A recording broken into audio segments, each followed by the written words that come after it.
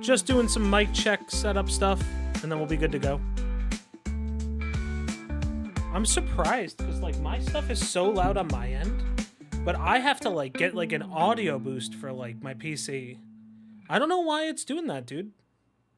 Let's turn me up just a little bit. I'd like to go up just a little bit more. I mean, if I set this at 0, you guys basically hear what I hear. All right, we're almost there.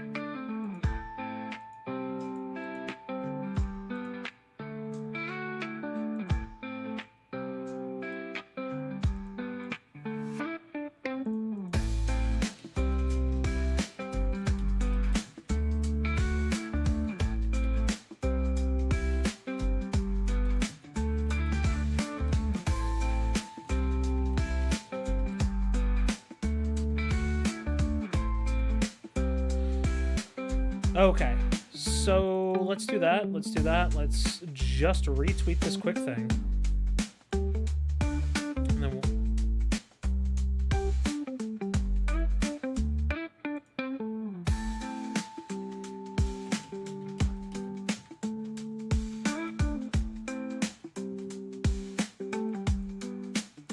all right, I am almost good.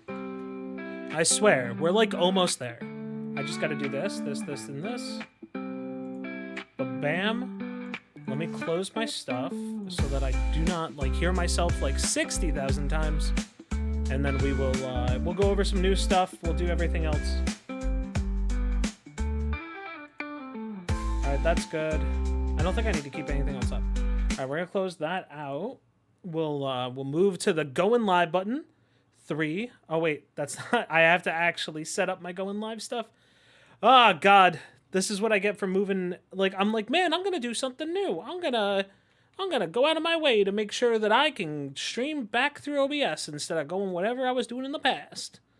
And here I am. Okay, we don't want display capture. We want a window capture, please. I'd like to add a window capture that is simply my Twitter so we can see what Yeet has to say today. We'll fix this stuff up. And then I will transition us back in. Fit the screen. Ba-bam. All right. 3, 2, 1, and we're live. Hello, everybody. Welcome back. If you don't know who I am, my name is Arzen. I am your half-demon VTuber. I'll be your host for tonight. As we hang out, we're going to go over some current events because there's been a lot of it. And then after that, we are going to be doing some Limbus Company. So we got some stuff. Dude, we have a ton of stuff that's happened over the past couple days. We're going to use Yeet, like always, to go through and kind of just find this stuff. If you guys have anything else you guys want to shout out to me, just send it straight to me at ArzenVT. At Arzen_VT. My bad. Okay, so we got some stuff, right? So we have the biggest thing right now, which is V Shoujo went under. I tweeted about it. Some other folks tweeted about it. Where the heck is it? So Iron Mouse basically came up with this whole not came up, but Iron Mouse announced this whole situation that Iron Mouse just wasn't getting paid. Like, I know it's crazy to say, but like Iron Mouse just was not only was, what the heck? Oh, that's the go live button for YouTube. All right, well, we are live on YouTube, I thought. All right, doesn't matter. Sorry, folks, I'm going over everything as I find it out here, so my apologies. Again, we're scuffed stream until debut, right? So I think it's perfectly fine. So, yeah, so V Shoujo has been kind of knocked off the face of the planet because Iron Mouse found out that, or Iron Mouse revealed to us, the public, that she was not getting paid for any of her subathon stuff, and the Immune Deficiency Foundation is owed over $500,000, which is actually insane if you think about it, right? Like, think about, dude, I understand. No, I don't even understand. That's kind of crazy to say. It's one thing owing your employees money and your contractors money and things of the sort, but it's another thing not paying out to charity, especially when it's money from a subathon. So let's go and let's like watch what Iron Mouse said about the situation. Jojo. Unfortunately, I recently found out that for the past couple of months, I have been misled by VShojo. With the information that I currently have, I believe that I am owed a significant amount of funds, which I have not been paid. And most importantly, the thing that hurts me the most is that the Immune Deficiency Foundation, which is the most important charity to me, and also the reason why I'm here today, is owed over $500,000 from VShojo. I know that this is a lot, and it's very important for me to be honest with all of you. I really want to tell you everything, but unfortunately right now, I have been instructed by my attorney to wait for more of the legal procedure to unfold. So one day, I will be able to tell you the full story. Okay, so basically what's happening here is that, you know, Iron Mouse is essentially saying that, you know, she wasn't paid. She and money was not given to charity when it was supposed to be given to charity, which is kind of crazy because of the fact that, look, a significant amount of funds to someone, like when you say the words a significant amount of funds, you really gotta just understand that it's like a large amount. And the fact that, you know, $500,000 not going to charity, it's kind of crazy. And then we found out the more and more stuff went on that it wasn't just Iron Mouse that didn't have the money or wasn't getting paid. It was like Kaysan went through stuff too. Well, let's see if we can find Kaysan stuff. The Kaysan, Emily, Kuro, and Melody have announced that they're leaving VShojo. Like Kaysan announces literally live on stream. She has the Japanese CEO of VShojo on screen, and she literally like announces it right there. 出ていこうかな。入ってきたおかな。と。I quit VShojo today. はい。VShojo 辞めます今日。はい。はい。31日予定でしたけど、今日辞めます。Like, how crazy does it have to be that everything is getting to the boiling point with VShojo that Kaysan just quits on stream, right? Don't get me wrong. Like, this is literally like the transcript here. The amount handled by JP was much lower than by EN. Did you say JP itself was doing good? Yes, you haven't paid me. That's what it says on the company's finance book, huh? Wait, so Kaysan says, you know, the JP talents were not being paid yet, and CEO goes, yes, Kaysan, then it's not doing good then. And like, obviously the mod saying for context, JP does not handle the finances on their own. And like the CEO had the balls to kind of just say, we were doing good comparing the money coming in to the money going out. And Kaysan's like, I'm quitting VShojo. I was planning on quitting on the 31st, but I'm doing it today. This is super wrong. I just quit. And then the CEO's like, so you're telling me you could have paid me? Yes. Then where is my money? Where is the money? I want it now. How fucking giga Chad, how based of Kaysan to just be like, I want my money. Give me my money. There's no pleasantries here. She's been dealing with it long enough. It's actually crazy. All right, that's enough of the VShojo stuff. There's a bunch of other stuff that's going on with like VShojo as well. Like they said that there was a person. Let's see. I guess we should just like look it up real quick. Don't care about antis. So like the really cool thing is that Iron Mouse started a charity, like a Tiltify for donations, right? So she wanted $10,000, or she asked for $10,000 to be paid, and the community all came together, already hitting the 500K or $500,000 payout, dude. That's kind of insane. It's kind of great. I do love the DSP. Guess who outlived VShojo? And it's just Phil just chilling there. I don't think there's anything else that like. Oh yeah, look at Gamer Subs, dude. Gamer Subs donating 15K. Comment donating again because V Shoujo stole the first one. Dude, that's so crazy. That's actually crazy that all this stuff had to happen. But I mean, that's about it, right? Like, that's really it with V Shoujo. There's too much going on. Like, I feel really bad for Henya. I love Henya. Like, I love just, like, like, Henya has been a very good entertainer and, like, one of my favorites to watch with friends. And she did not deserve any of this. None of them deserved any of this. So just in this time, if you guys see any V Shoujo, like, VTubers just out in the wild, go give them some support. Go give them a, like, how you do? Hope everything's well with you. So, life is pain, Deo.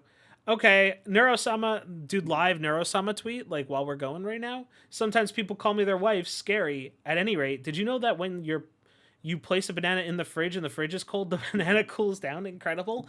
Dude, Neurosama is top tier.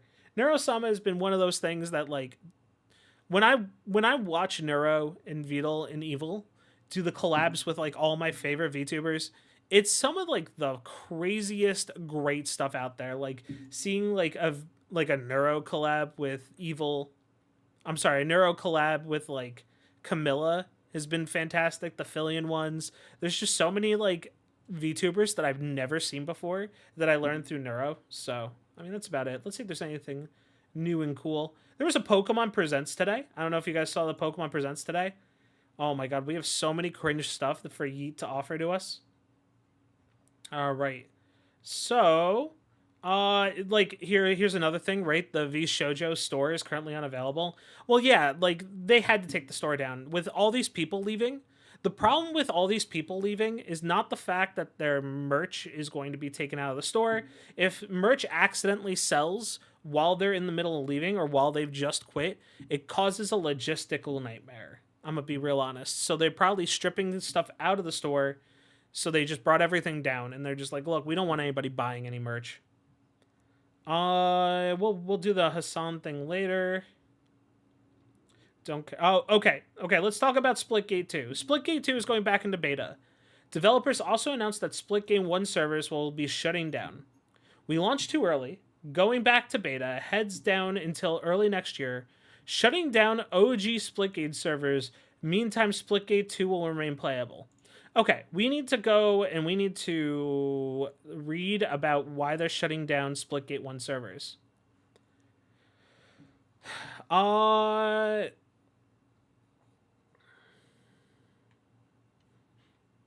In an effort to retain, so I'm kind of like fast forwarding here because the thing that really bothers me is the fact that the servers are going down for Splitgate 1 when Splitgate 2 is still there. So it says here, right? It says we'd love to keep the servers online indefinitely. It costs us hundreds of thousands of dollars over the past couple years, and we have to prioritize our team. Like us, we know this game means a lot to many of you, so we're exploring the possibility of supporting offline or peer-to-peer matches.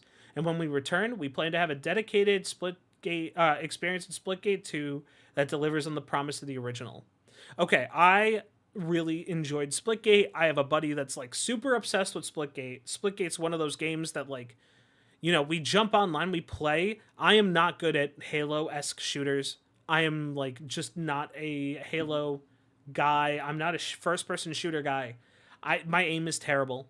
But Splitgate has always been so fun because I can fire gates where people were not expecting gates and just get kills randomly. It's always been so, like, fantastic to play Splitgate. But I don't agree with them shutting down the Splitgate 1 servers without having an alternative right away. They're saying we're looking to support peer-to-peer and support offline. I'm going to be real honest, man. Just release unofficial servers, Valve-hosted servers maybe, or something of the sort, like VAC servers. Because at this point, if you're just shutting down Splitgate, just like OG Splitgate, you've killed so much of the momentum of your own game.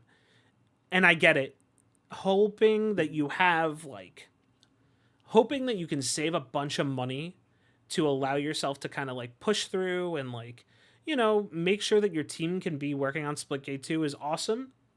But like, man, dude, I just feel like that they grew way too fast, way too quickly, and they had a lot of promising stuff, and when they messed up, they admitted that they messed up. And it's just God, it leaves such a bad taste in my mouth. In the meantime, Splitgate 2 will remain playable. We'll still be shipping Chapter 3 as well as fixes and high priority changes. We hope you will continue to play and support the game. As always, please keep feedback coming. We faced a lot of dark days and have made many mistakes, but we learned a lot and are as determined as ever to make Splitgate as great as possible. Splitgate has been our life for over 10 years, and we wouldn't have it any other way. We've got work to do, but we aren't giving up. We love this game and we love this community too much to ever quit, so we won't. I agree with them. I think that probably Splitgate is going to be really good when it comes out. You know, it just feels like that. I just don't feel like shutting down the first game is a good option. I understand that it costs them a lot of money, but I don't know. They gotta find some way to support it. It just feels real bad when as a fundamental point, I understand why. They want to pay for all their developers. They do not want to lose any developers. But like, fuck, dude. It is just not worth the time. In other words, Ozzy Osbourne died today. I don't know if you guys saw that. I don't know how to use Firefox. Ozzy Osbourne passed away today. He passed away at the... Oh my god, look at this. Ozzy Osbourne passed away at the age of 70... Man, I don't even remember how old he was.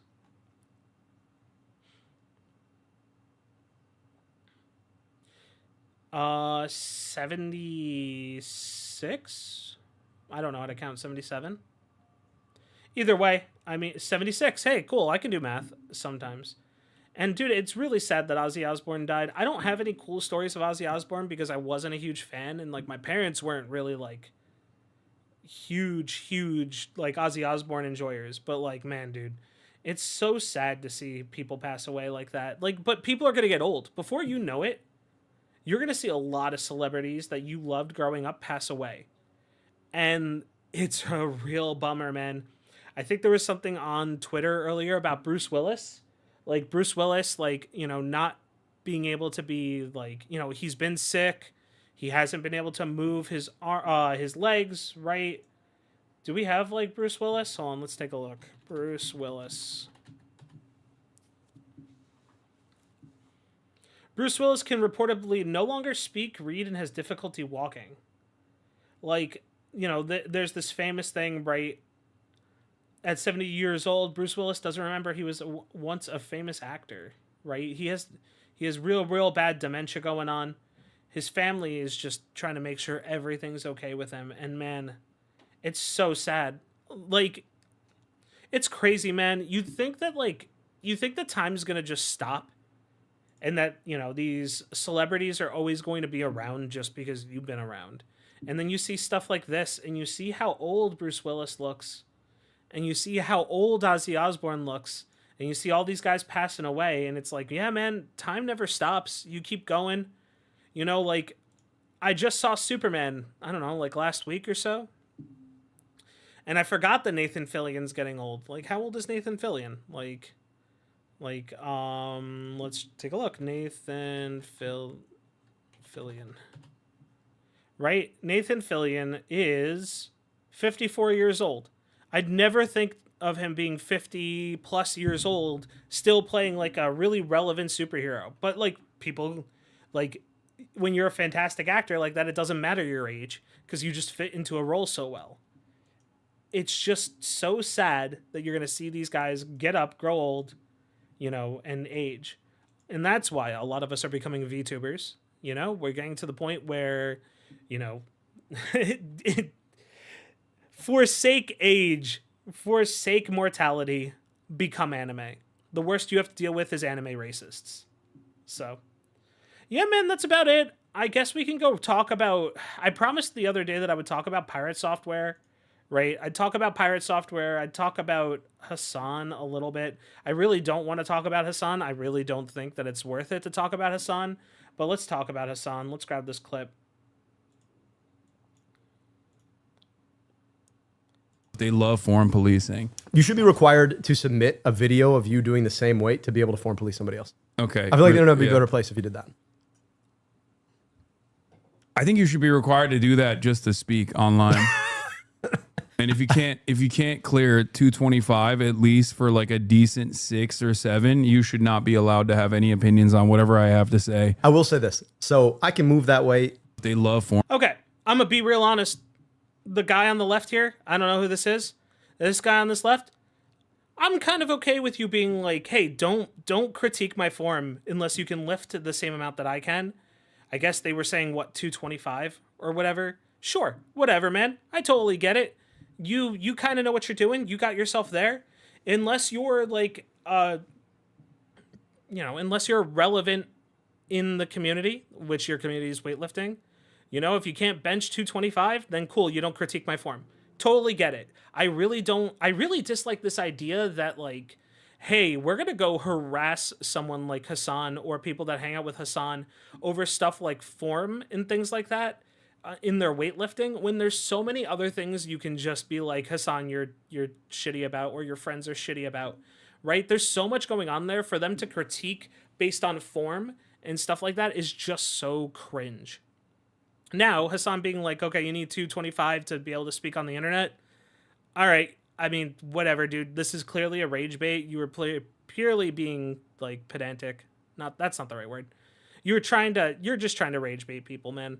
You're saying that because, you know, you're being whatever. I'm not going to take that seriously because you weren't being serious.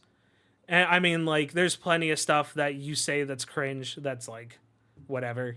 Who cares? I know, like, Tectone rose up to the challenge. I don't know if you guys saw that. Let's see if we can find it. Here we go.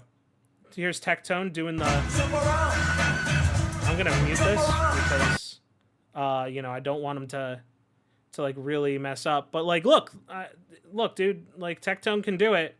Look at those plates there. Like, 245, so that's 90 on each, right? So that's, what, 180 plus the bar. If the bar is 35, 25, I'm guessing the bar is 35 here, right? He can clearly do 10 at 225. So good on fucking Tectone, dude, for, like, really stepping up here and being like, yo, man, if you're gonna have this weird energy or whatever, I don't know. Like this guy right here. This guy right here is like perfect. He goes, nice job, brother. Well done. I could critique form a bit. I think you could do 12 to 15 with minor tweaks, but good job overall. Now, but people do have a really good point. Now Hassan has to take you seriously. Obviously, like, you know, whatever. Dude, Tectone's just rising up to the challenge. Tectone's taking everything that's going on there and saying, like, fuck it, dude. You want to throw down like this? I'll take you to school. I'll show you exactly what it's like. Tectone's like, hey, look, you know, you see this bar that's clearly here? I'm gonna elevate it. I'm gonna take it to the next fucking step. I really don't care about the Ethan Klein stuff. I care about the Ethan Klein stuff as much as, like, I don't think stuff should have happened to him. But, like, I just don't think that that's, like, a worthy enough drama because everybody else beats it to death. I'm not really thinking about talking about trans stuff. Don't care about Trump stuff. All right. Oh my God, this was so sad, dude. All right, I'm sitting in Asmon's chat today as this is going on. Right, sitting in his chat on Kick, and I'm just like, oh man, dude. Asmon's gonna talk about his dad today. He's waiting for people to pile in, and I'm like literally just working away at my PC, and I'm like, okay, you know, I'll get some work stuff done, and then Asmon like is, you know, getting ready to talk about stuff with his dad, and that's when my boss goes, hey, you want to have a quick meeting? You want to talk about this quick stuff? You want to configure it? And I have like my headphones off for this whole entire thing, and I'm just reading chat, and I'm like, what the hell's going on? What happened? Thing, I guess, like from the gallbladder to the liver or something like that. I'm not a fucking doctor, okay? I'm not an expert on any of this stuff. But basically, I guess I'll just come out and say it, right? I'm just going to say it straight up, flat out. They think they can, with chemo and like a degree of surgery, remove it. But my dad's got pancreatic fucking cancer. Dude, props on Asmon for being able to turn into the camera and just be like, yo, my dad has fucking cancer, man. This shit sucks. And like, not, I'm gonna be real honest, man. When you learn that your dad's sick or something's wrong with your dad, it kicks the shit out of you, man. This was probably like one of the hardest things to do, especially with how relevant Asmon's dad, Asmon's pa was to his stream. You know, like Asmon's dad was so like such a good influence to his stream. Because Asmon's dad was one of the people that could tell Asmon, yo, you're kind of being a dimwit here. You're kind of being a schmuck here. You know, like you gotta put yourself in line, man. That's it. That's what fucking happened. And we found out about that maybe, no, it was yesterday. So, yep, that's right. Oh, fuck, that's right. And so he goes and like, so I'm going to pause right here just because, like, obviously this is Asmon's story to tell, and I don't want to eat up all the time with it. But man, dude, like, just watching this and reading the words pancreatic cancer in chat while I'm working, I'm just like, dude, I fucking wish I saw this live. You know, Asmon's, like, a huge influence for me. Like, his stuff, even if you disagree with him, he is, like, the #1 content farmer out there. He is like the dude that makes all of the anime women. I was about to say the dude that makes all the anime women wet. Holy shit! No. He's the dude that makes. He's just like he's like this very weird person, on stream and off stream. And I'm trying not to give away too much of what I know. We'll just leave it at that. So they do the surgery and they don't even know like what it was or anything like that. Sad. Yeah, he's 78, right? And we're going to try to fight through it. We're maintaining optimism. There's a degree of, you know, like there's a plan of action. We're going to move forward. I mean, he survived 6 fucking pneumonias, a million other fucking things. And at the end of the day, we're going to do our best. And that's all you can do, man. You can only push through so much, right? Like, you can't stop living because someone gets a really bad diagnosis. My dad used to tell me all the time when I was growing up, there's plenty of time to panic and there's plenty of time to feel upset. But contain it to a small amount of time. Let yourself feel it. Understand that you're feeling this way. And then you just got to keep moving, dude. Like, the fact that, like, my... God... It's such a bummer, and like, you know what? I give all of my like sympathies to Asmon overall. It's just like it's just so crazy, man. And you know what, dude, I feel so bad for him. But like, what else can you do, right? People get sick, people get cancer diagnoses, dude. And I don't know, man. I just like, it's just such a bummer. So, all right, let's move on to the next thing. I don't want to sit here and I don't want to be a downer for most of the night. It's been so many big things that's been going on. I know, I heard. Hassan reacting to Ozzy Osbourne dying. Sure. Off topic, Ozzy Osbourne died. Yeah, I know. I heard. R.I.P. to Ozzy Osbourne. His wife sucks, for sure. What the fuck, dude? Like, why are you saying that, man? You could have just been like, R.I.P. to Ozzy Osbourne. All right. That sucks. That's like saying, like... I don't even want to talk about it. Dude, the Donkey Kong game looks so fun to play. I bought it and I started it the other day and I'm like, maybe I should play this on stream. And then part of me is like, I should really just save this for myself and just enjoy it. Here's people talking about VShojo. Mango confirming he was banned for 1 year from Smash events. Okay.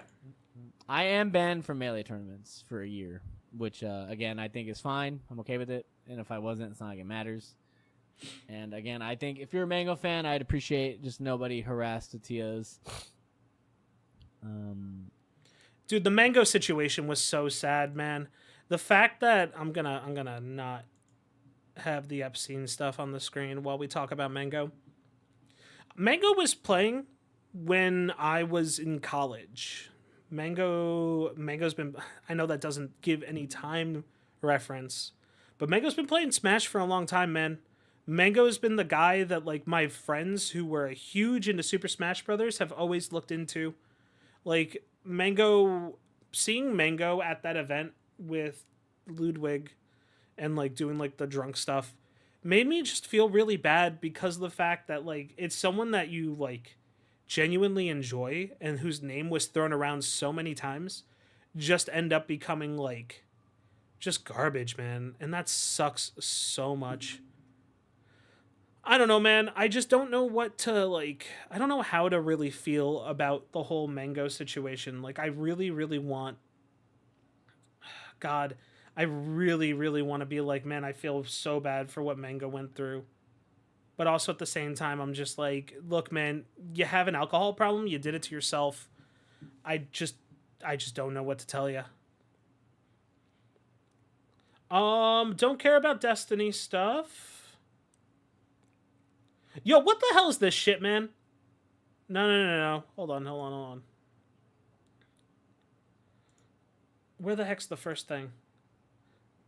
Ludwig going, I believe V Shoujo is a terrorist organization. Tectone saying Hassan must be the new CEO. All right, dude, Tectone's fucking insane. We've talked about Tectone multiple times. Maybe I'll put together like a little compilation of all the times I've talked about Tectone on stream and how I like Tectone. But real talk, Ludwig, what are you doing? This is the easiest layup that you could do. But like just being like, I believe V Shoujo is a terrorist organization. Dude, chill out. Chill the fuck out. They did some really shitty things. But like, come on, man. Like, why don't you come up with something that's not fence sitting? Come on, man. Someone puts it right here in chat. You can't see right here, but it says hot take, V Shoujo bad. True. V Shoujo bad. Hot take. You know what the hot take could have been? The hot take could have been, man, you know, I believe sometimes people can, I don't know if I have a hot take about V Shoujo. V Shoujo bad. Vebe talks about V Shoujo. Michi talks about V Shoujo. Akuro, Keisan, and Melody announced they're leaving V Shoujo. Did you guys see this stuff? Dan Clancy, multiple streams. Let's look down here. I am shamelessly going into chats of streamers I know to ask for raids when they are done. I'm doing my first charity stream for St. Jude's as a part of the GCX marathon. Not listening since I am streaming. I'm going until 1 a.m. And then the absolute Giga Chad was like, nope, timing out. What makes you think that that's cool? Like, what makes you think that people want to do this for you? You do this with people who are your friends, but like, why would you ever do this for random streamers that you don't know who they are? Or, well, I mean, you know who they are, but you know what I mean. That you're not like friends are. Like, Twitch partners are still promoting in people's chats. That's kind of insane. Like, why are you doing that? Okay, I thought about this earlier, right? Let's see. Oh, this is really funny. These two end up locked in a room together. They cannot leave until they admit being wrong. Who leaves first? And DSP goes, who the fuck is that? That's so funny. That's actually so funny. Look, dude, DSP is one of those. All right, I have like a real hot take about DSP. So DSP did this thing where he was like collabing with Kino Casino. And like, dude, I genuinely really enjoy Kino Casino. I enjoy Kino Casino because Kino Casino is very much like the shock jock type, not so much edgy. I don't even think that they're edgy. I think that they just like to have fun and they kind of just talk straight up what they believe. There's not really like a political line, even though they lean mostly right, but like whatever, you can really just enjoy them for what they are. At least, correction. From what I've seen, they lean mostly right. But dude, like their whole stuff with Phil, when they were trying to go out of their way, man, they tried to improve DSP's life so much. DSP, the original like internet villain, man. I just like how could DSP act the way that he did when like PPP and Andy Worski tried to like fly him out to like go to Hulk Hogan's bar? For those that don't know, DSP is such a huge fan of WWE. Like, he's like so huge of a fan that apparently, I mean, look, before we get into anything too much further, detractors really go really, really far with DSP. And it's kind of insane how far they go with DSP, like taking pictures of his porch while he was on vacation or taking a break or whatever, like running up and taking photos of him while he's at like, you know, at a gas pump. Yeah, DSP is like a really kind of crazy guy, but I don't believe he deserves all the stuff that he gets. Just hot take. But like his whole Kino Casino arc had an opportunity to just be like insanely good. Like with Andy Worski and like PPP just going out of their way and trying to make sure that he's like okay. He like, you know, he's rolling into like the King stuff, right? He had like an interview, a level 1 podcast with Keemstar where they hashed everything out, right? They talked about why they were angry at each other, and then they were supposed to be at good standings. Like, what the fuck, dude? I'm not gonna lie. I used to think that like, well, I didn't used to think, but like Keemstar has like a bad reputation on the internet.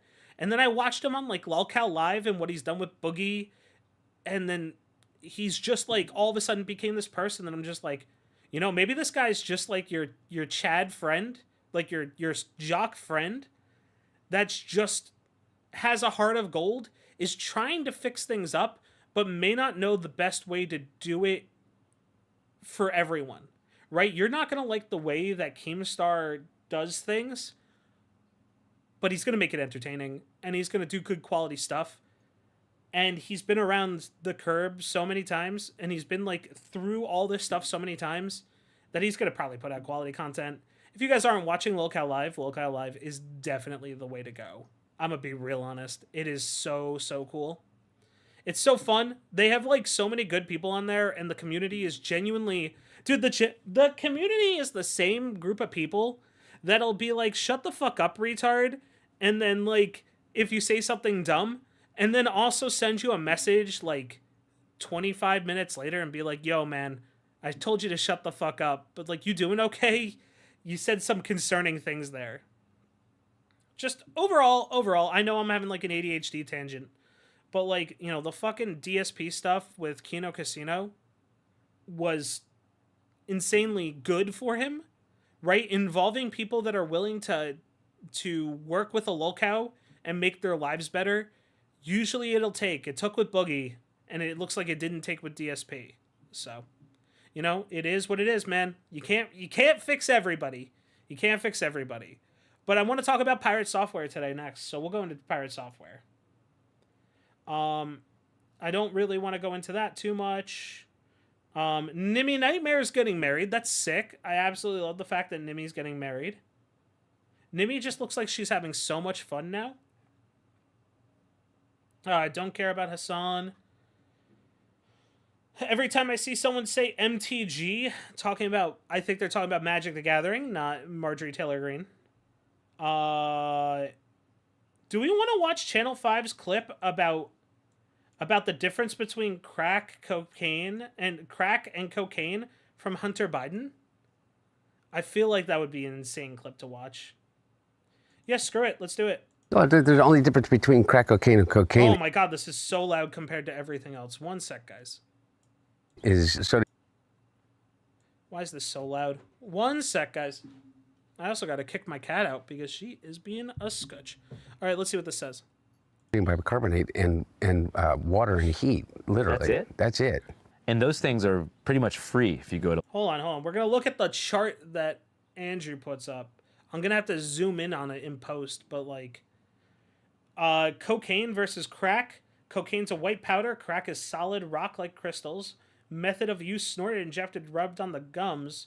Crack is smoked. Onset and duration slower onset, snorted lasts 45 to 60 minutes. Crack immediate rush lasts just a few minutes. Addiction risk high, crack very high. Health risk nasal damage, risk of infection.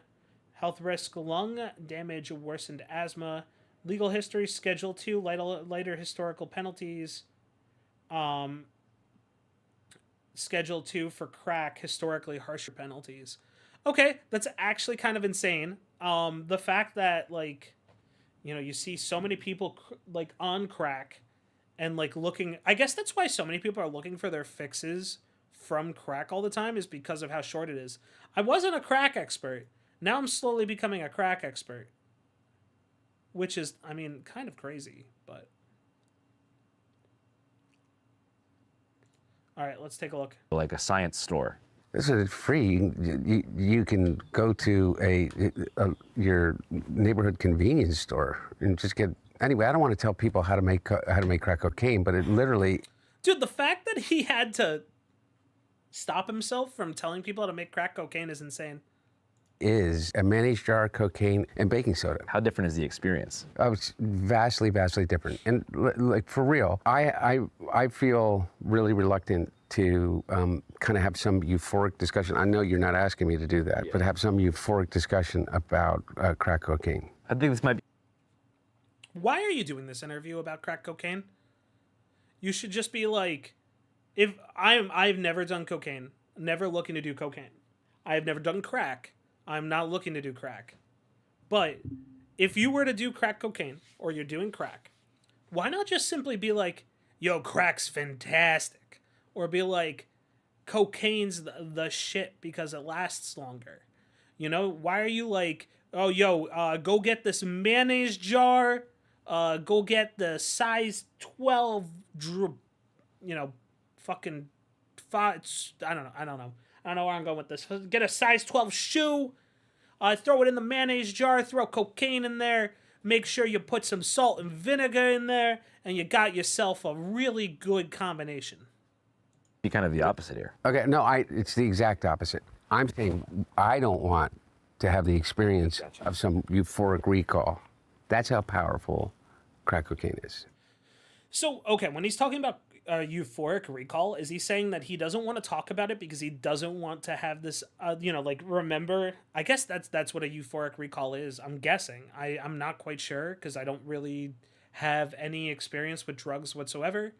But like a euphoric recall, maybe talking about how good it was versus how it used to be. This is me using context clues. I'm not exactly sure, man. Does crack cocaine make you act any differently? No.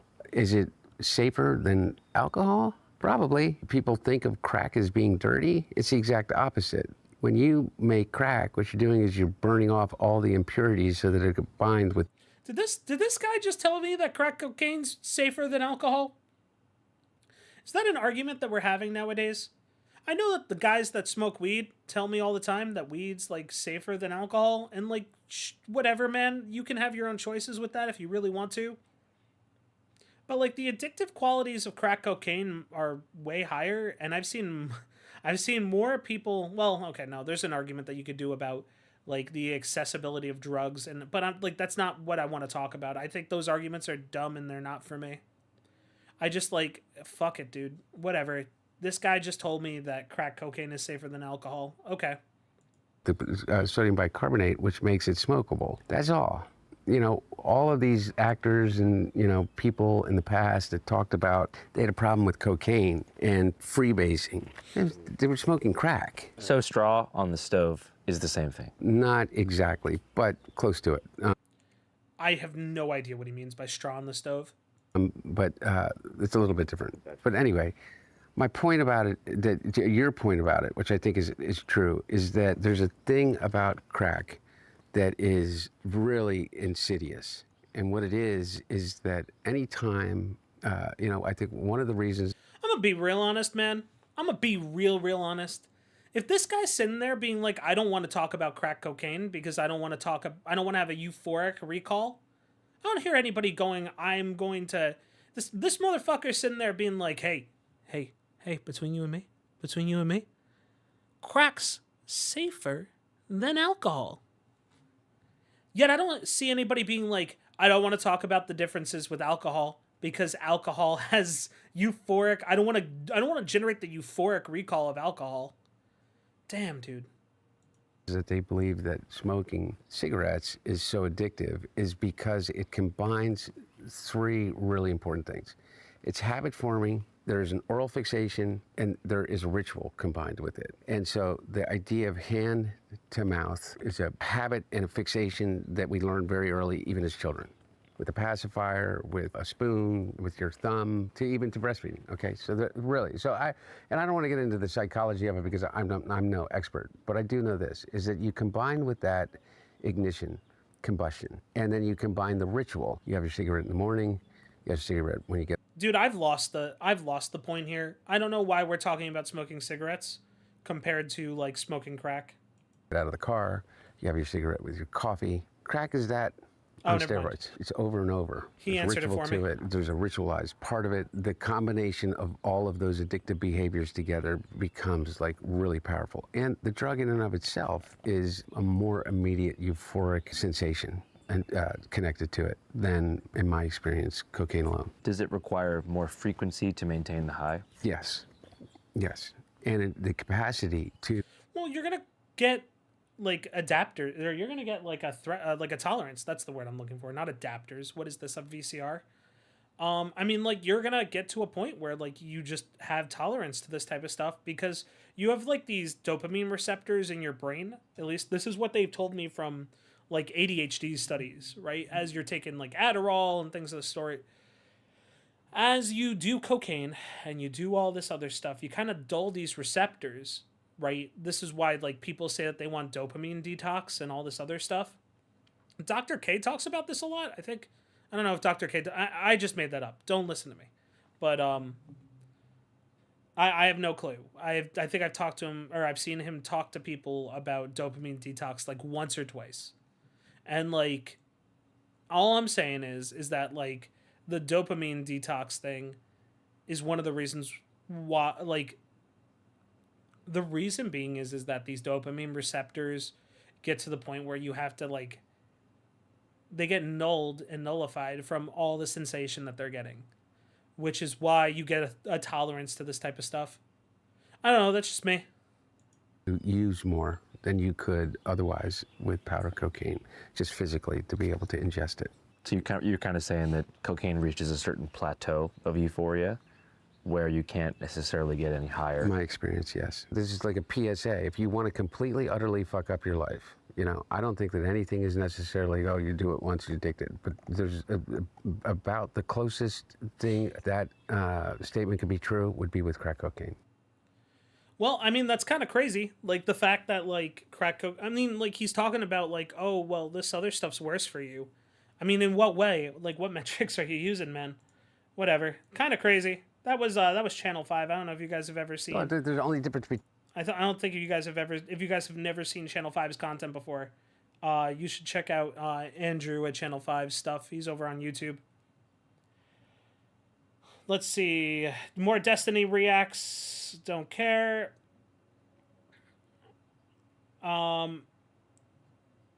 Let's see. Don't care about Trump. There's an OSRS stuff that's going on. That's kind of cool. I'm not an OSRS player, but I could see people who are enjoying OSRS could be doing it. Let's see.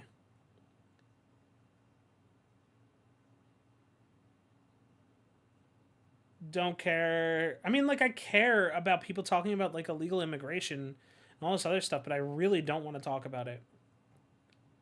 Okay, we do have this other thing here. People are talking about, like, Heartbound. Oh my god. All right, so we have a ton of stuff to talk about with Pirate Software, and we'll talk about Pirate Software.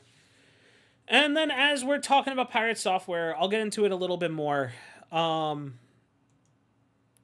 then I want to go and play Limbus Company. So let me get my stuff all fixed. Let's go get a video. Right. Rev has a good video on it, but that's not really what I want. Let's do... What are we looking for? We are looking for... shoot. We are looking for pirate software, classic WoW, death. Let's see if we have the... Okay, so it looks like we got the OG stuff here. I don't know where I can hang out where I'm not going to be in the middle of everything, man. Like, I mean, maybe I go over Yamato or something, but like that's not where we want to be. Can I move myself to the middle? I'll be over Yamato, that's fine. Okay, let's talk Pirate Software. So for those that don't know, Pirate Software is a streamer over on Twitch.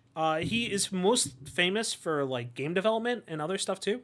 Hold on, let me press the transition button to really get myself over here. Bam. So we'll leave Pirate Software up. We'll leave Yamato up.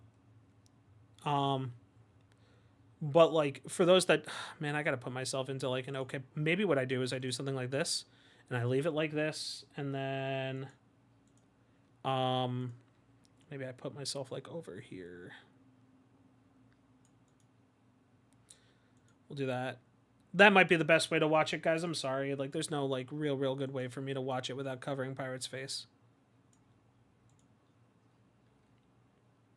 Okay, whatever. So for those that don't know, Pirate Software is a guy who is, you know, famous for... Fuck it, we're going to go full screen. No. We're not going to go full screen. I can't cover stuff. Actually, yeah. Dude, I'm so indecisive. Holy shit. Okay, we'll go over here. We'll do this. Okay. This is where, like, let's play the video. Boss is coming too. What? Okay, so video's about there. We'll lower my stuff down just a little bit. Okay. For those that don't know, I didn't press the button. There's the button. Okay, for those that don't know, Pirate Software is a streamer over on Twitch who is all about game design, all about making, you know, like you can code, anybody can do it, anybody can make a game. He's huge into ferrets. He's huge into other stuff as well. Like he runs a ferret rescue. And the whole point of this was that his dad worked at Blizzard, and then he ended up working QA at Blizzard for a little bit. And then after he did all that, eventually, you know, he made his own games. He worked for Department of Energy, doing some stuff. I'm like really trying to tie this together. We're talking about unpopular opinions, so I'm kind of bracing myself before I give the most unpopular opinion I think I could give. So basically at a certain point, Pirate Software played World of Warcraft Classic Hardcore with OnlyFangs. So the whole concept of OnlyFangs and Pirate Software overall was the fact that, like, he essentially would, you know, anytime you die for good. He spent hours upon hours upon hours in this game. Like, hundreds upon hundreds of hours, right? And, like, this was all streamed content. He always thought, you know, he was trying to show off that he couldn't die. He's playing a Frost Mage here. He's playing a Mage here. And the idea is that when you go into dungeons like this, there's a good chance you can die, especially Dire Maul, which they're in right now, which is not easy. I know a lot of people are like, oh, you could do Dire Maul strats. Well, if you're new to WoW, and when I say new to WoW, I mean like, you're not playing that much. When you go into WoW and you're doing Dire Maul, a lot of people die on Dire Maul. That's all I'm going to say. So he's here with his with the rest of the group from OnlyFangs as they're trying to get a quick clear, and stuff goes really, really wrong. Boss is coming too. Watch out. Yeah. Well, I got shield wall. God damn it. Run. Just run. Can you target dummy?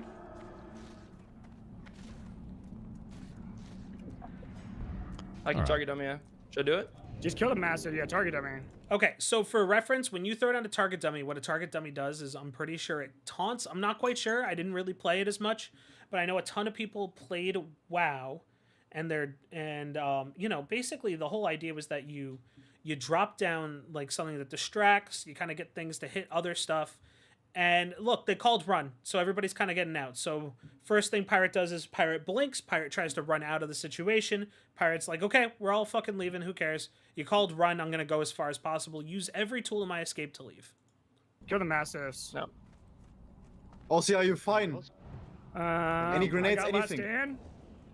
You can just heal him. So Pirate throws out a blizzard, which is meant to slow the mobs down, tag them with a slow, and they're currently running out more. Yeah, you just heal me. Just come back a little bit. Muscles on me, sitting bear form. Snuppy, just run. I can help a lot. Yeah. So clearly Pirate's running while the rest of the group's having issues, but remember they called run. So. Yep. Pirate, why are you walking, bro? What are you talking about? Why am I walking? Look at my mana. Savageable. Come on, man. All right, I'm gonna be real honest. So he goes, "Hey, why am I running? Look at my mana. His mana's pretty low, but he was using spells to escape, and he was using all this other stuff when he could have probably just held his mana and kind of could have gone forward. He has a mana pot in his inventory. He has mana gem. People joke around about the fact that he could have popped mana gem. He could have popped his robes, which are something that make it so that he, he'll gain more mana back, etc., etc. Right? There are ways to get more mana here, but obviously they're kind of an emergency. Just kill the mastiffs. Innervate the healer. Kill the mastiffs. We got this. In a sense of war something. So Pirate clearly saw what was going on there, and he made the decision to not go back in.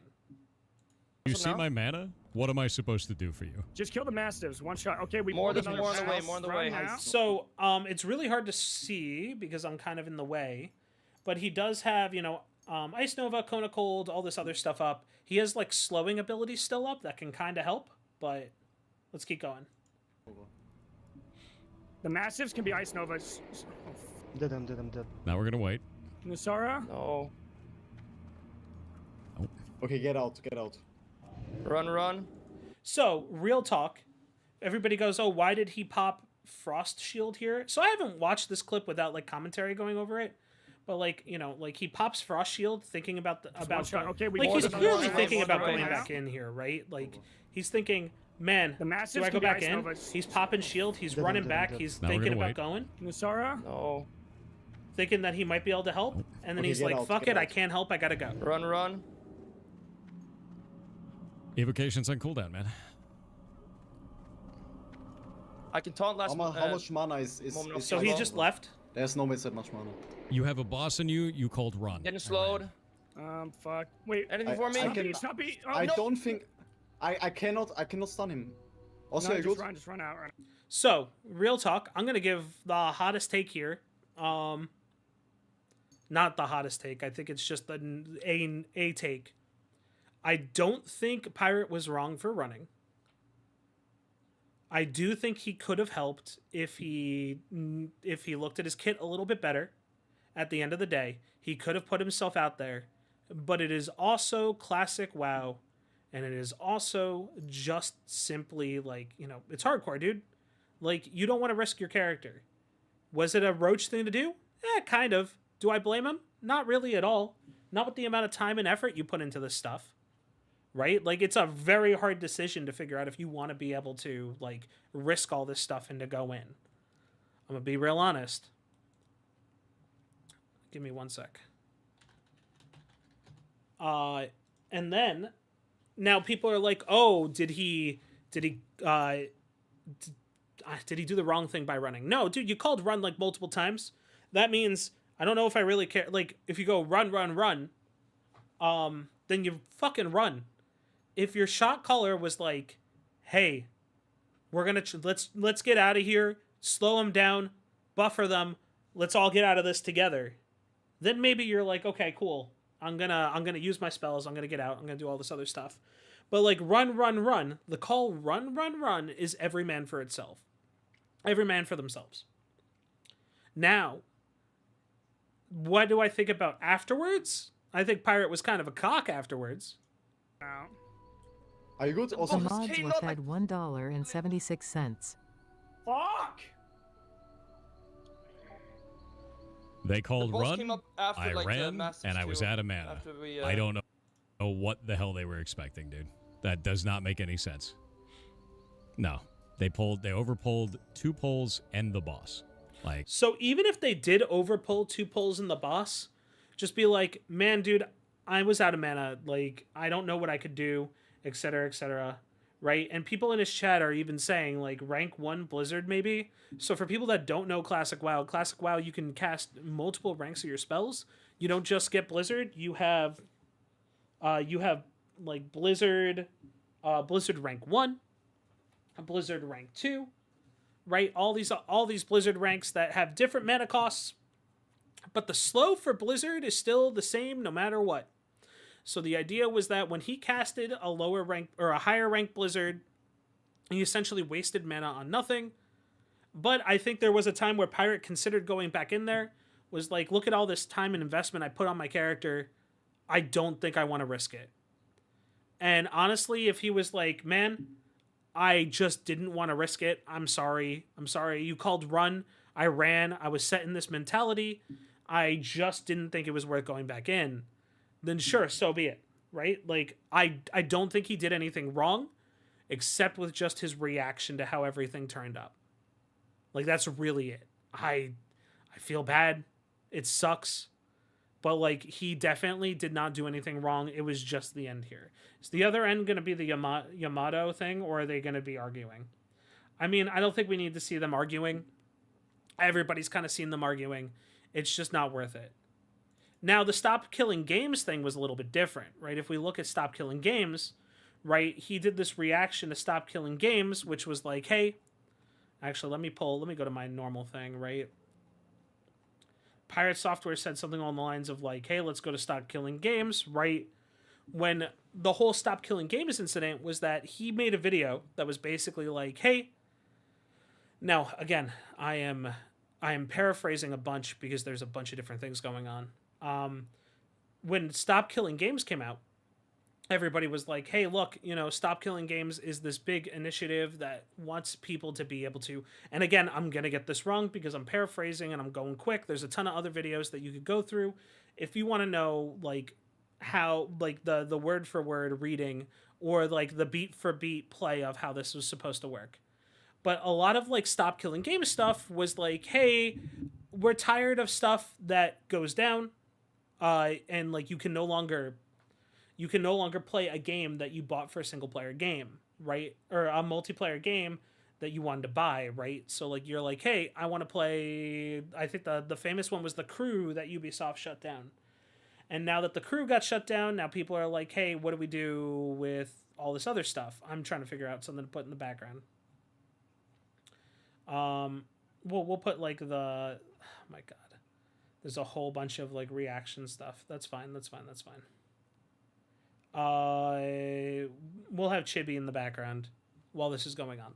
So for Stop Killing Games, everybody was like, hey, we want to make sure that we can continue playing our games that we've bought. And then essentially Pirate Software, at least my understanding of Pirate Software's argument was that, hey, this puts a lot of strain on live service games. They have to, you're going to remove a lot of features that games that we like now are going to have, right? So for example, you take something like Genshin Impact. Genshin Impact doesn't really work as a single... Now, Genshin Impact's not a good example. League of Legends, I guess, is another one. League of Legends doesn't work unless it's a live service game. And people were like, yo, you're kind of not telling the truth with this type of stuff because League of Legends can work as peer-to-peer. Like, you can do community-hosted servers. World of Warcraft, MMOs don't work as when they're not live service games. And everybody's like, look, that's not true. And so he made this, like, big video just kind of ripping shit into everybody and saying, look, this is not, basically he was being condescending to the whole thing.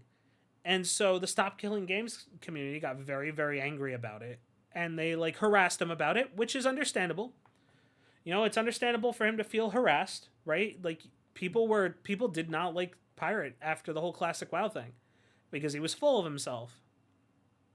And then you get into this other situation where after him being full of himself, Pirate Software, doesn't know how to apologize. He doesn't know how to admit anything's wrong.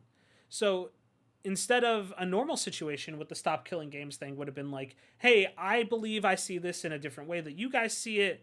I'm more from a developer side. I understand that we may conflict on this, but if you really want to go support it, here is this thing to go support it, right? I think he told people to eat his own ass. His whole ass is what people were saying. right?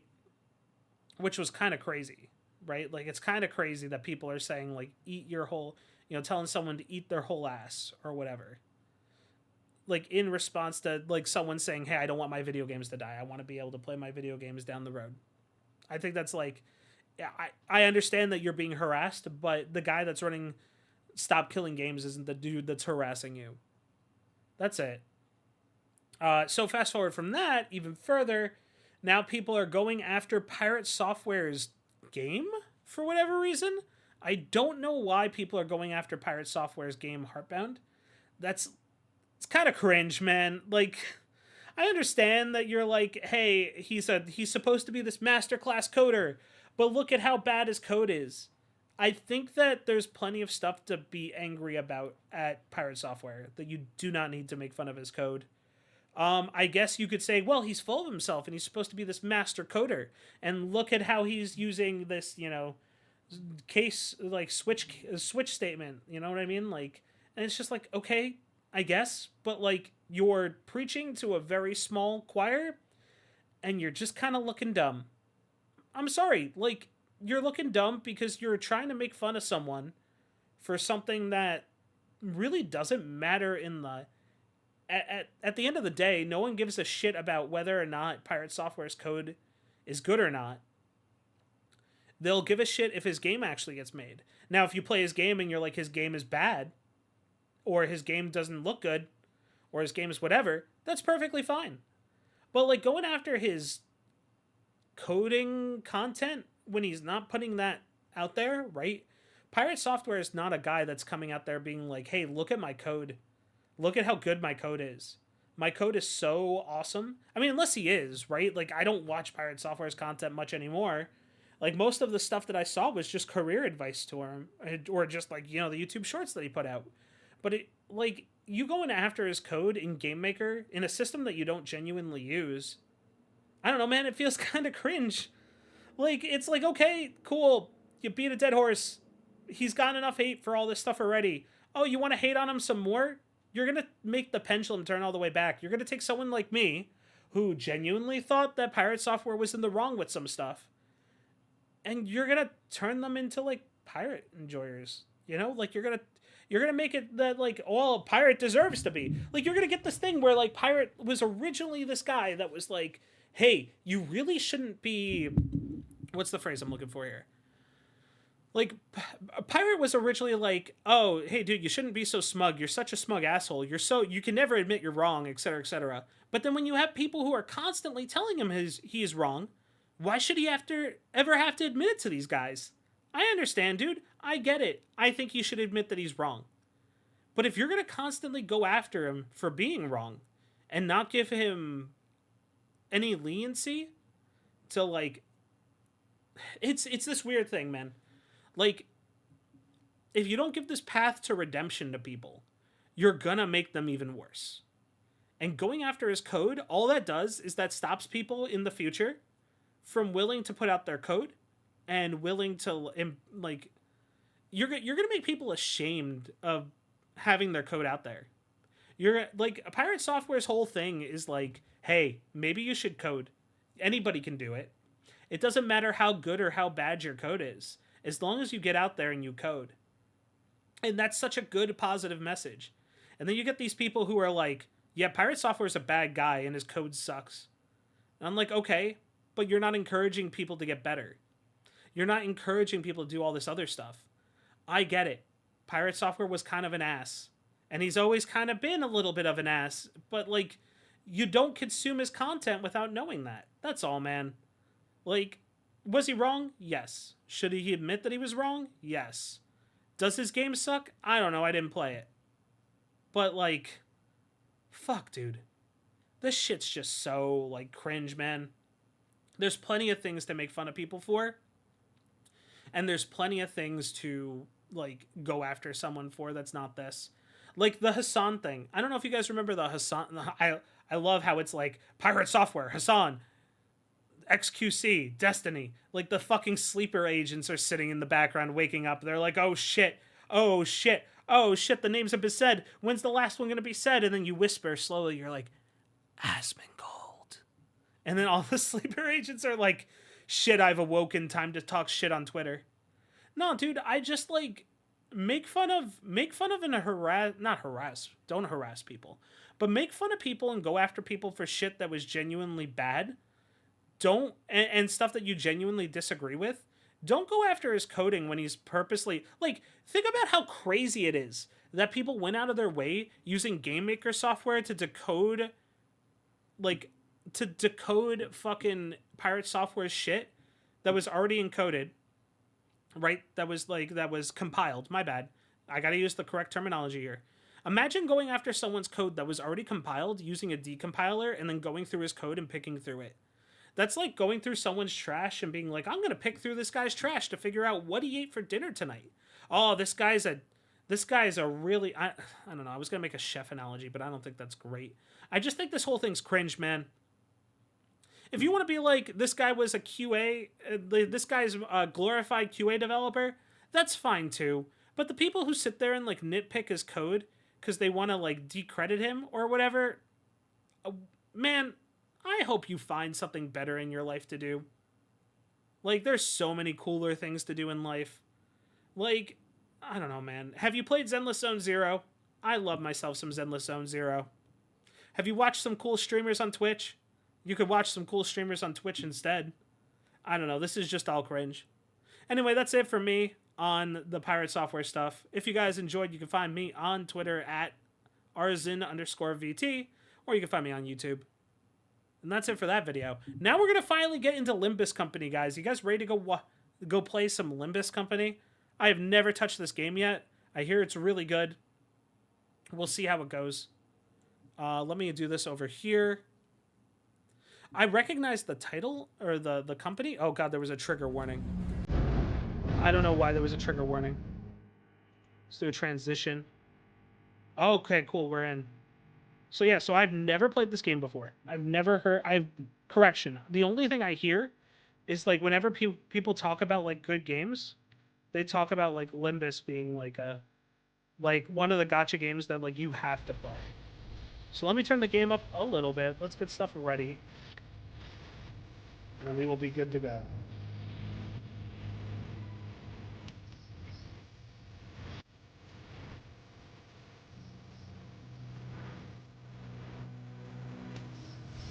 Okay, cool. All right, let's do it. 3, 2, 1, go.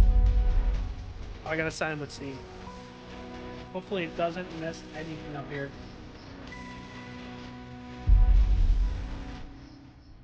I have to download 16 gigs of data? Oh no, we're gonna be here for a little while. I also need to turn this down just a little bit because this game is so loud compared to everything else. I'm actually gonna turn it down on my end overall. Hopefully you guys should get the same experience. I don't know anything about Lobotomy Corporation. Apparently this is in the same world as Lobotomy Corporation. We understand the unique 01, the city and the nests. We understand the unique situation you find yourself in, Executive Manager. Allow us to lay down a number of key facts about our world here. In case you become unfamiliar with your surroundings, we live in a massive city divided into 26 districts. Each district has a central area called the Nest, whose inhabitants are under the protection of corporate entity overseeing the district. Much like a bird brooding its eggs, alas, the corporation's protection doesn't extend beyond the nest's boundaries. The dwellers of the back streets have to fend for themselves. Okay. 2. The wings. The term doesn't refer to a bird's bodily structure, however, one can deny the wing's role resembles that of a bird caring for its nest. The wings are a collective term used to refer to 26 biggest conglomerates in the city. These wings contribute to the quality of life in the city via astounding technologies feats known as singularities. Under the jurisdiction of a wing, the citizens of each nest enjoy comfortable and safe lives. However, that changes the moment a wing is snapped or plucked of its feathers. Historically, the fall of a wing has accompanied events of considerable magnitudes.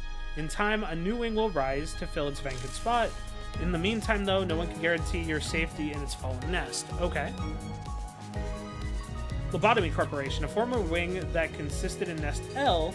Lobotomy Corporation, or LC for short, was an energy company that powered an ample supply of power for the city. The corporation has fallen since the White Nights and Dark Days incident. The corporation is in the spot of Nest L's wing remains unclaimed to this day because the former L Corp's electric grid has encompassed the city. Its branches were built in various places. Though these branch facilities have all fallen to ruin with the collapse of the wing, you should still be able to find the valuable goods, along with possibly the most dangerous beings you'll face. Okay. Within the depths of these facilities lie the Golden Burrows, the essence of Lobotomy Corporation's energy production technology, or what's left of it. Its appearance is exactly the same as it suggests, a tree branch radiating a golden glow. Your objective as executive manager is to obtain the Golden Burrows. Anytime, and of course, any denizen of a city would be attracted by the premise of the infinite possibilities these items possess. The task of retrieval will not be easy as grabbing goods from your convenience store. We implore you to collect all the Golden Burrows with prudent decision-making. Lobotomy Corporation used to produce energy using creatures they dubbed abnormalities. As the term suggests, these particular entities ranged from unfathomably bizarre and terrifying creatures to outworldly remarkable beings capable of causing potentially catastrophic events as a result of incorrect management procedures. After the wing's unexpected and swift collapse, most of the branches were subject to brutal protocol, trapping those creatures underground alongside the likely oblivious employees. By now, the employees have most likely passed away, but abnormalities don't succumb as easily. You can expect them to still prowl the remains of the sealed facilities. Okay. It's kind of creepy, but you know, it is what it is.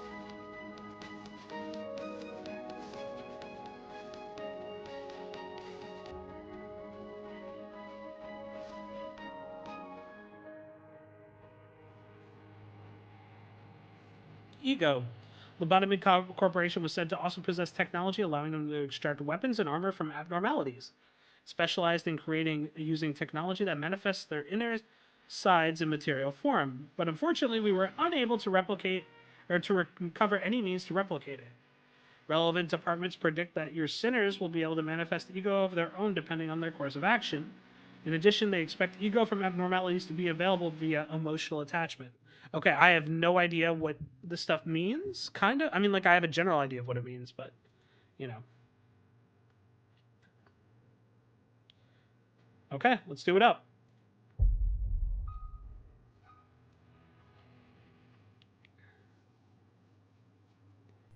Combat tips. A status effects count indicates how long it will last. Okay. 이제 알았어?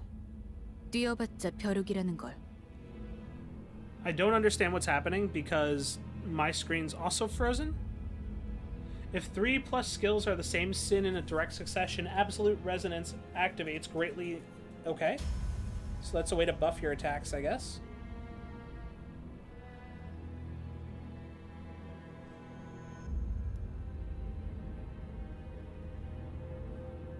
I just have the now loading screen over and over and over again.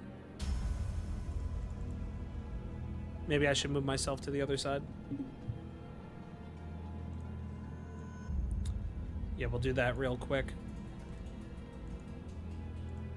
How long does this take to load for the first time? I thought it'd be a little bit quicker.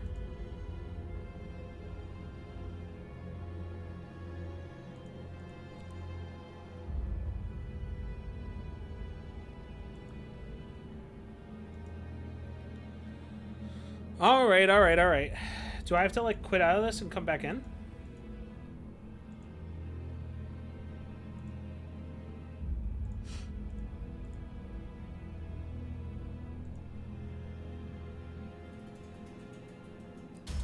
Someday, guys. Someday.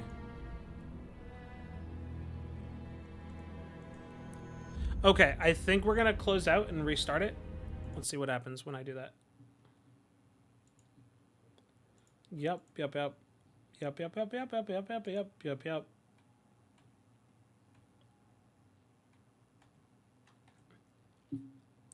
Oh, did that say a thing when you play the game, you acknowledge stuff that happens in this game won't happen in real life?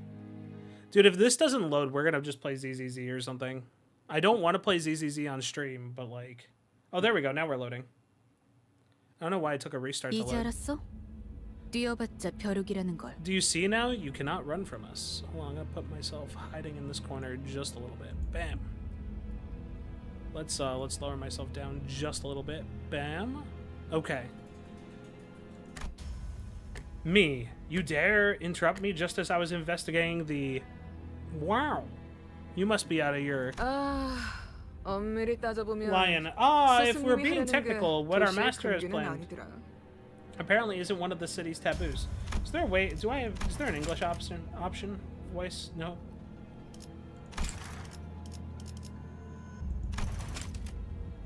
Oh, cute. Okay.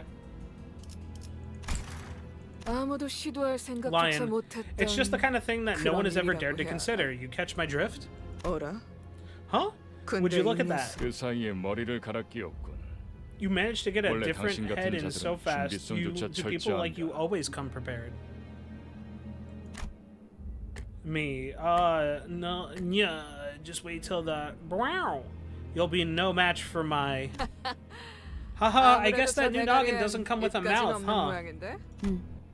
Yup, ticking is all I can hear. You think they're screaming on the inside? Gah. Sorry. Ugh. It's ticking faster, so I guess they can still feel pain. Damn it, why am I being attacked? No good, memories are dissolving already. The wow was done too quick. 뭐야? 이젠 잠잠하네. Wait, they've gone quiet already. Let's get this over with. 여긴 Wolf, this place is 누구도 오지 않고 this is a place no 누구도 one 볼 visits 수 and 없는 곳이야. somewhere no one can see. What's the hurry? 우린 가르침을 따라야 해. We must follow her 시간을 끌어서는 teachings. 안 We cannot 되니까. drag on any longer. 그렇지만 Yeah, but this is the moment of a 우리가 lifetime. 살면서 We're not 언제 gonna get a 이런 second chance to kill 녀석을 someone of this 죽여보겠어. caliber. 사자.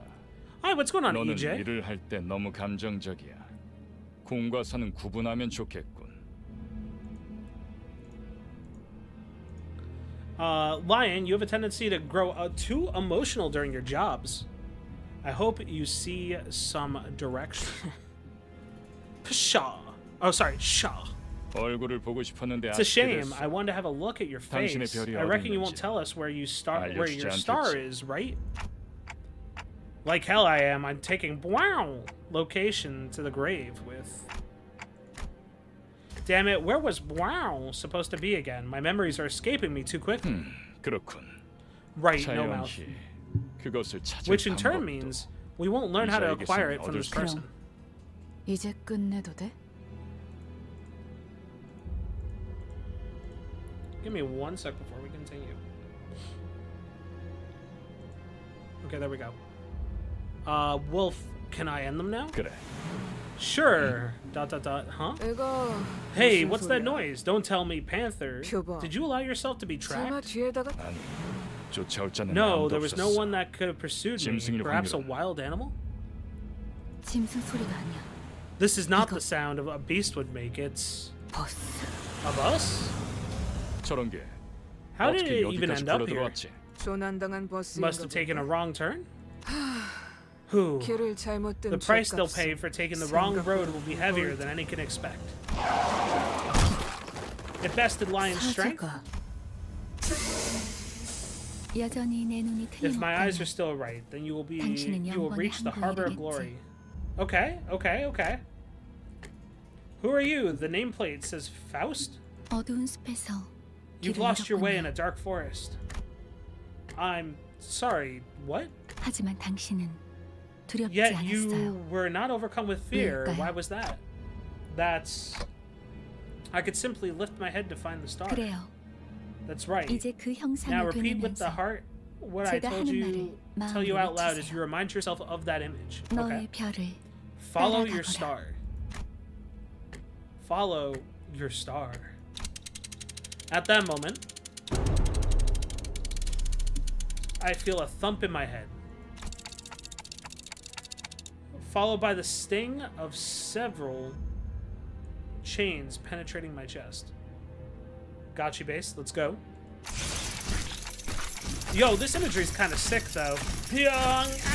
걱정하지 마세요. Relax, though it may feel 정말로 otherwise. 심장을 못 Your heart 쓰게 is still 된 게 functional. 이것으로 With 계약은 this, the pact has been 완료되었습니다. sealed. 단테, 이제 Dante, 저희는 from this day forth, 당신의 we are bound 시간이 to your time. 계속되었습니다. Who do you... 이제 저희의 심장이 The 먹고 beating of our 뛰는 hearts now depends on where 당신의 your hands 시각이 fall. 어디 잘 Okay. 부탁드려요.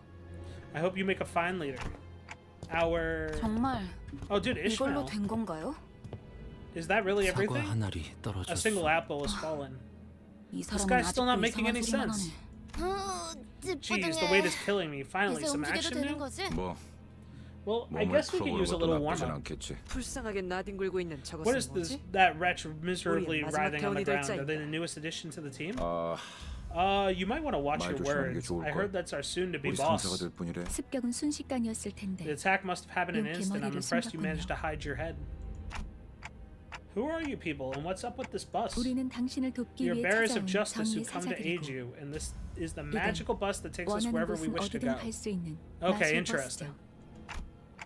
Justice bus? I don't... 그런 대답을 바라는 거 아니었어요? Wasn't that what you expected to hear? 그렇게 Either way, you're 생각하는 better 쪽이 off believing 마음 us to be 편할 your 테니. saviors. 시간도 없고 유리한 상황도 We're racing 아니니까 against time, and the 천천히, situation isn't in our 하지만 한 favor. 번만 So let me 설명하죠. explain this just this once. After some time passed. So if I'm not mistaken here, and I do as you've said, those total strangers will fight for me? 맞아요. 당신이 Correct, as long 올바르게 as you give them the right 명령을 내린다. orders. Alright, so we'll kill these arrogant vandals dead.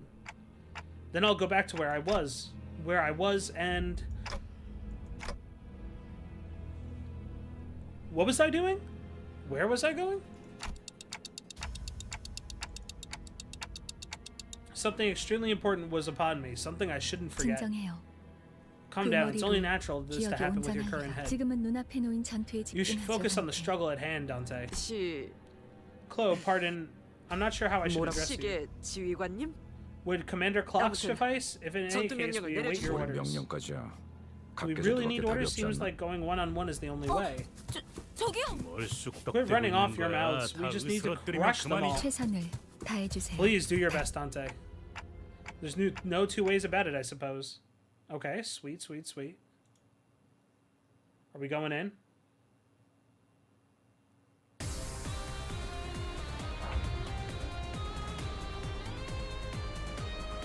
Okay, let us begin the basics of combat. Alright.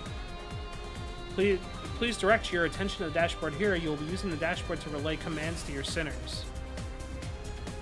Okay, so it looks like a grid-based system, which is kind of sick. You'll find each sinner's skills on the dashboard. The control scheme is simple. Simply drag from the left of your end of your dashboard to the right to change skills. Okay. So guide my hand, press and hold the gear, then connect the lines as so. I see. Okay. So the idea is that the depth comes from the fact that you cannot, like, whatever's on the upper level, I have to be in mid to use it. Okay, press the gear on the right.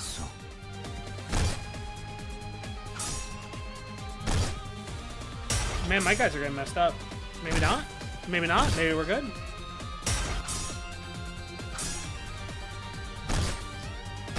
Never mind, my guys look like they're getting kind of messed up. And that's how, as you, the manager, issue your orders. Let's try that again.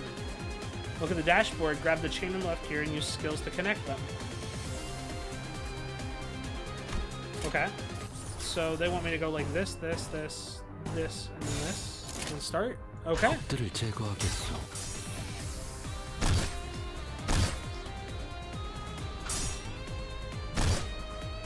Interesting.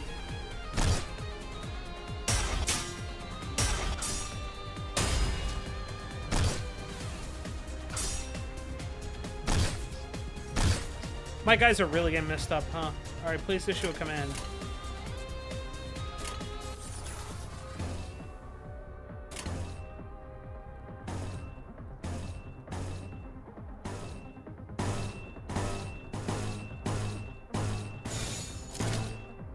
I don't know what I'm issuing yet, I guess. 행동을 개시합니다. Maybe this is one of those that I'm supposed to lose the fight to?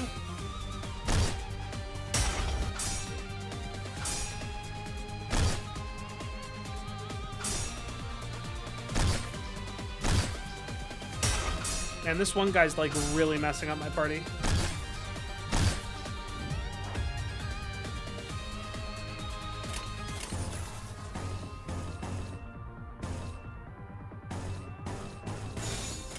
좋아, 간다.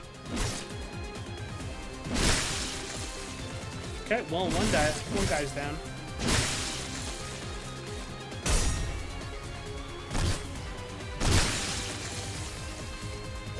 Well, this looks real rough. I don't think we're coming out of this okay.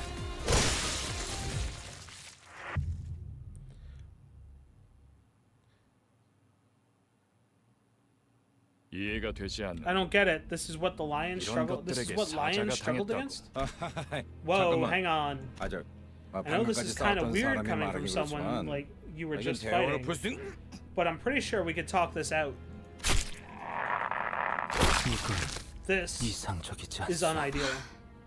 Huh, I knew it was a ridiculous idea to put up a fight against them. Are y'all kidding? I haven't even... And then she just gets destroyed. Okay, holy shit. What the hell is going on? You said you'll fight in my steed. You never promised to win said fights. Got it. Understood. And it seems like I'm the only survivor. Okay, so you were waiting for this? You have hidden card up your sleeve, right? Not necessarily a trump card, rather. It's about following the star. As she gets killed? Okay, got it. Well, they can't give you a full team because they need you to gotcha. Like, they need you to pull characters for gotcha, dude. What is this, some kind of suicidal performance? Not the funniest lives to end. Not the funnest lives to end. What am I supposed to do? They jumped in triumphantly only to die like flies. I can't remember a thing about the past since I repeated what she said. Is this how I die? Tell the serpent this, false lion. This flow cannot be stopped. Nice. Okay. Red, but why? Do you know why I only just remembered those two? Because at least one of you needs to be able to carry the rest out of here. And you're the only one left of them offered to help. The red gaze. Don't gaze at me like that. This is nothing compared to what you did. With wounds like these, I'm sure your boss will recognize that you did your part, consider them a medal of honor. Unless you want this to be the end of your life. Who are you one of them? You're too late. They're already... No one is too late, Dante. There's only one thing we need. A little time to rewind. I'm suddenly overwhelmed by a sharp pain in my chest, as though my heart were being torn asunder. Followed by flashes in the ribs, intestines, stomach, and lungs. Gah! Engulfed in a deluge of torment, twisting and squeezing my entire body, allowed an agonizing scream. Yuga.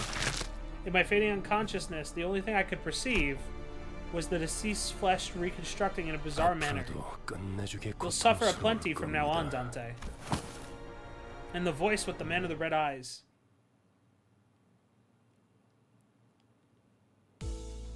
I hear the howl of a beast somewhere. It cries ceaselessly. Is it a wailing out of hunger, or... They're being itchy-twitchy. Did they get up? Awake at last. I would have been a tad disappointed if you croaked out on us. Okay, hello, Miss Bus Driver. Fresh morning. This is Sharon, the bus driver. It's not morning, but I guess it's refreshing. How do you feel, Dante? Well, I... Tick-tocking like a clock. Sigh. Some language barrier this is. You may call me Virgilius. I get it. I'm Dante. The Devil May Cry's Dante, and this is Devil May Cry's of Virgil. Understood. I gave him a quick nod since he didn't seem hostile. Good, at least you're hearing. Excuse me. At least your hearing is functional. Let's ride, Sharon. Now departing. Vroom vroom.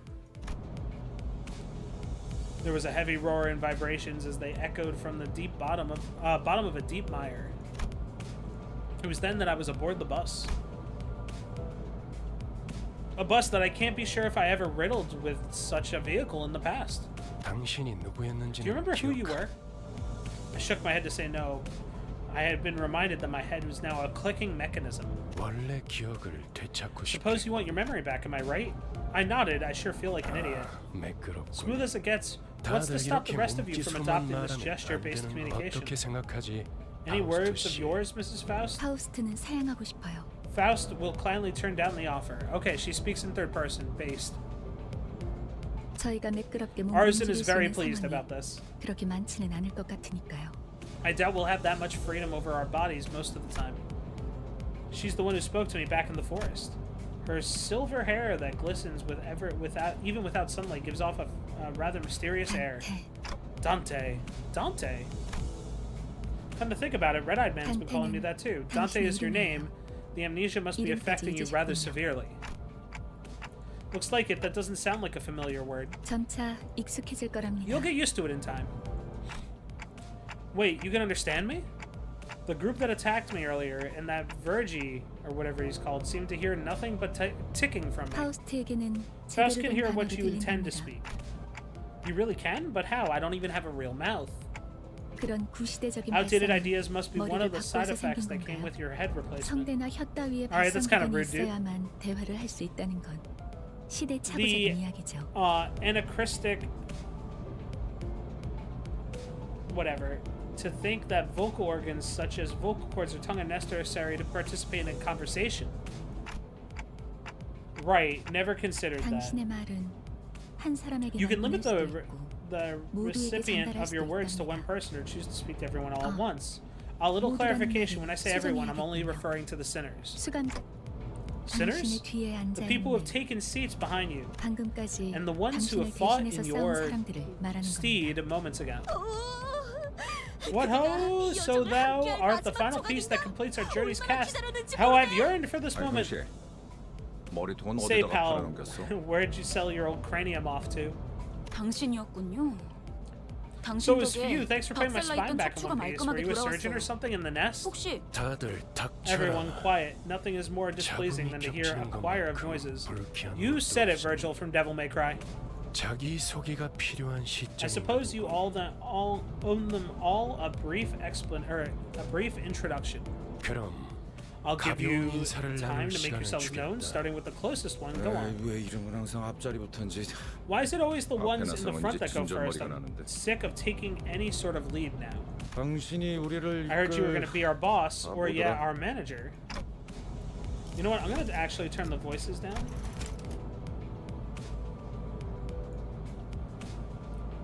And we'll turn the volume down just... I mean, I don't have to go down that far, but whatever.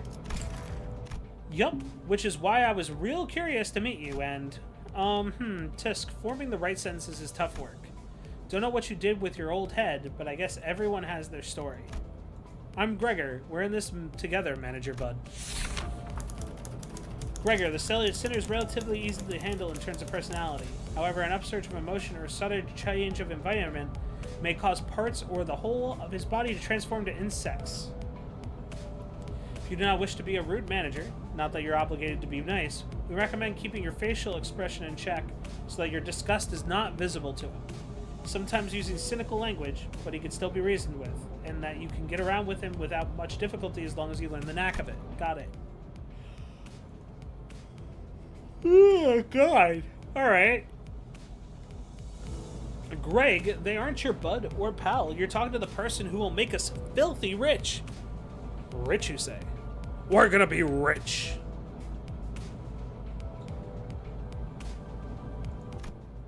Greg? Rich? What's that about? Let's see. What's better, Dante? Don't mind if you call me by your name. You can call me Rodna. The unfortunate traits of being Backstreet's born, Backstreet's back alright, by the way, are apparent in this sinner. She loves money, gambling, and betting, so it is advised to pay close attention to her as the manager. She tends to deflect orders with an impossible wink or a sly joke. We recommend taking a stern stance at times to remind her that you are her superior. Her mood may be down at irregular intervals. There's nothing you could do to aid her in this state, so we recommend waiting for it to pass. Understood. Oh, there's a good reason you became our manager.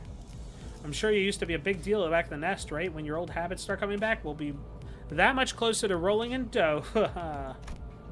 She does have sociability, I'll give her that. Oh my gosh, look at me keeping on. Hey kid, it's your turn next. Good day.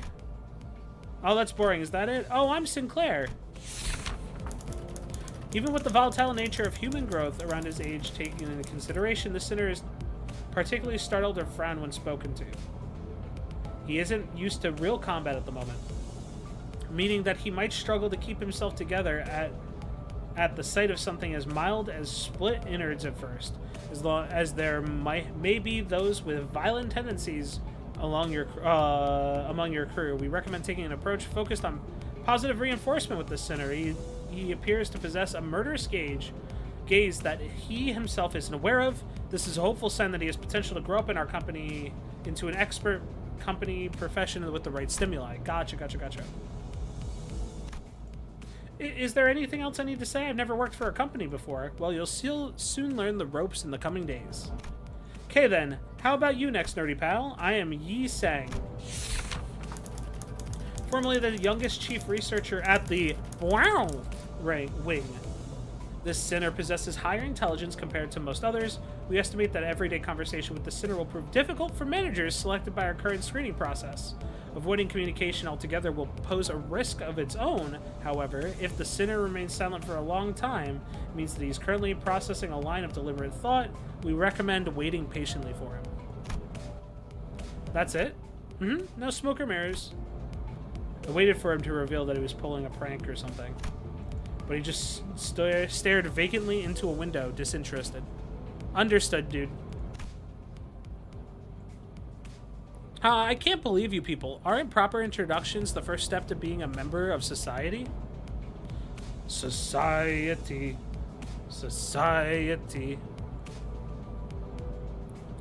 Give me 1 sec, guys.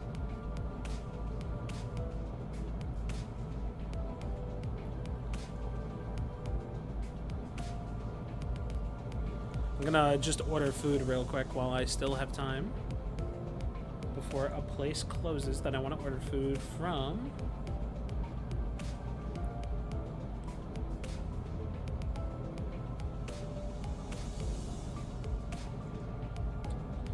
Okay, what am I getting for food? That seems fine, that seems fine, that seems fine, that seems fine. We'll get that.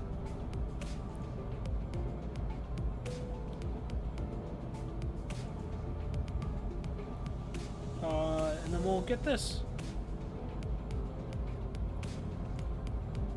Oh no, I didn't change. 1 sec, guys. I'm fixing some food.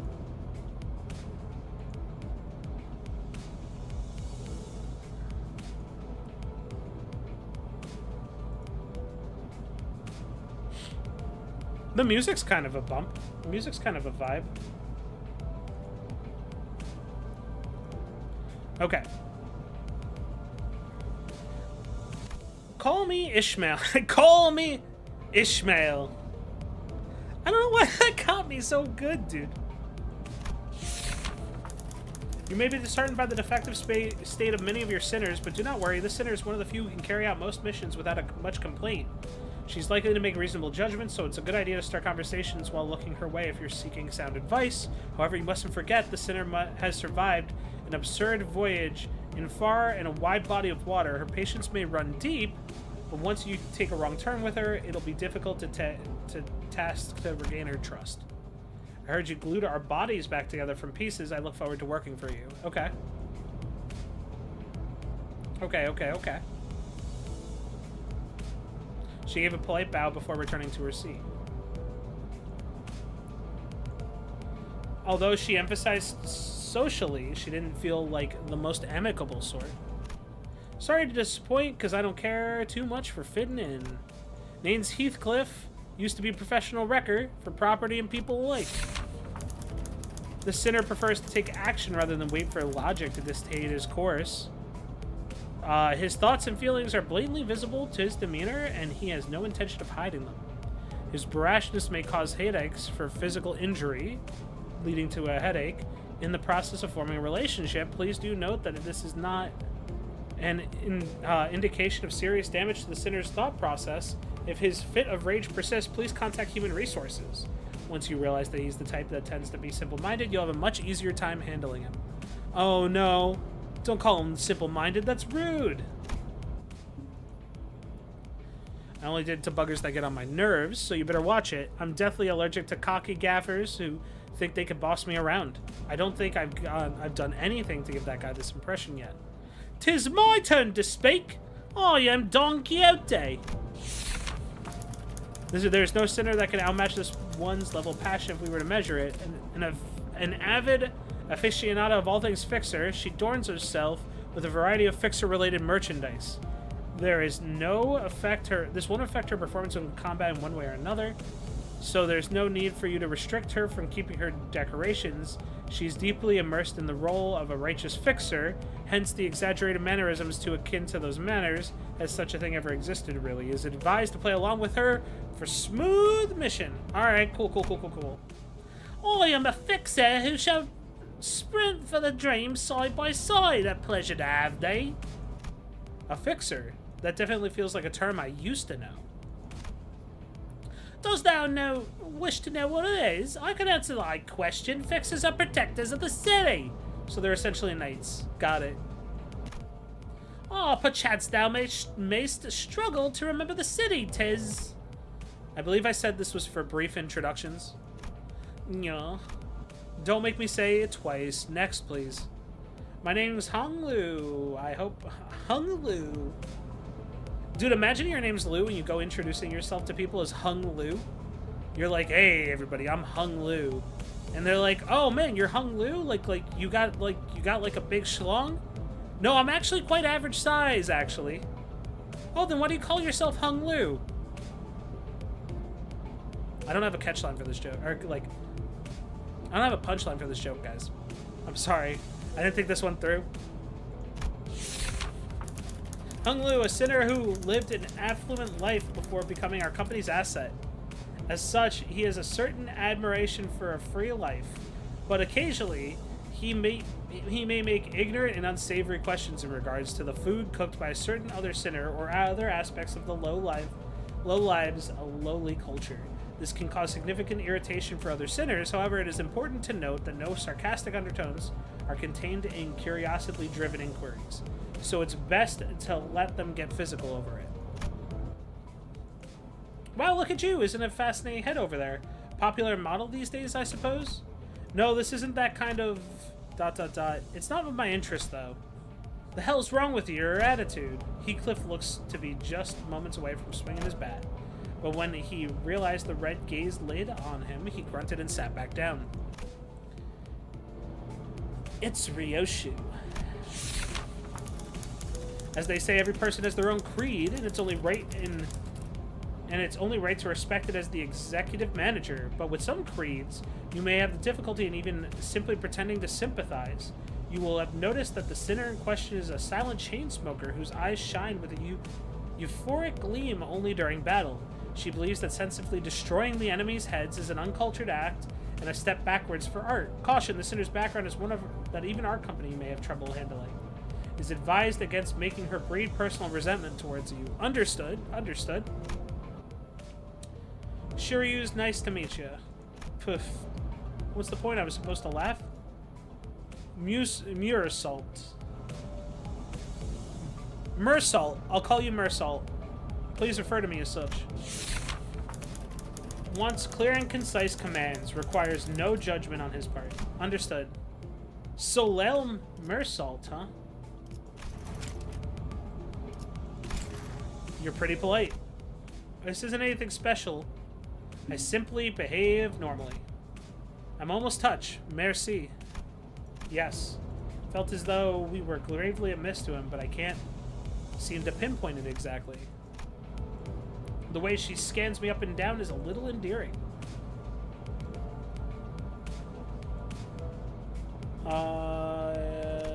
Sorry, daunting. I almost felt compelled to bow to her, but she stopped me with a brief motion of her hands. Please, I would never make my manager grovel before me. My name is Otis. I would like to apologize for my rudeness earlier. The sinner could serve as an excellent advisor depending on your capability. However, she also has meddlesome tendency, so it is recommended to keep her satisfied with short replies of agreement. She's an expert when it comes to tactics and various pearls of wisdom about life. In addition, she possesses a vast knowledge of workshop technologies. You could trust her with simple repairs on the bus.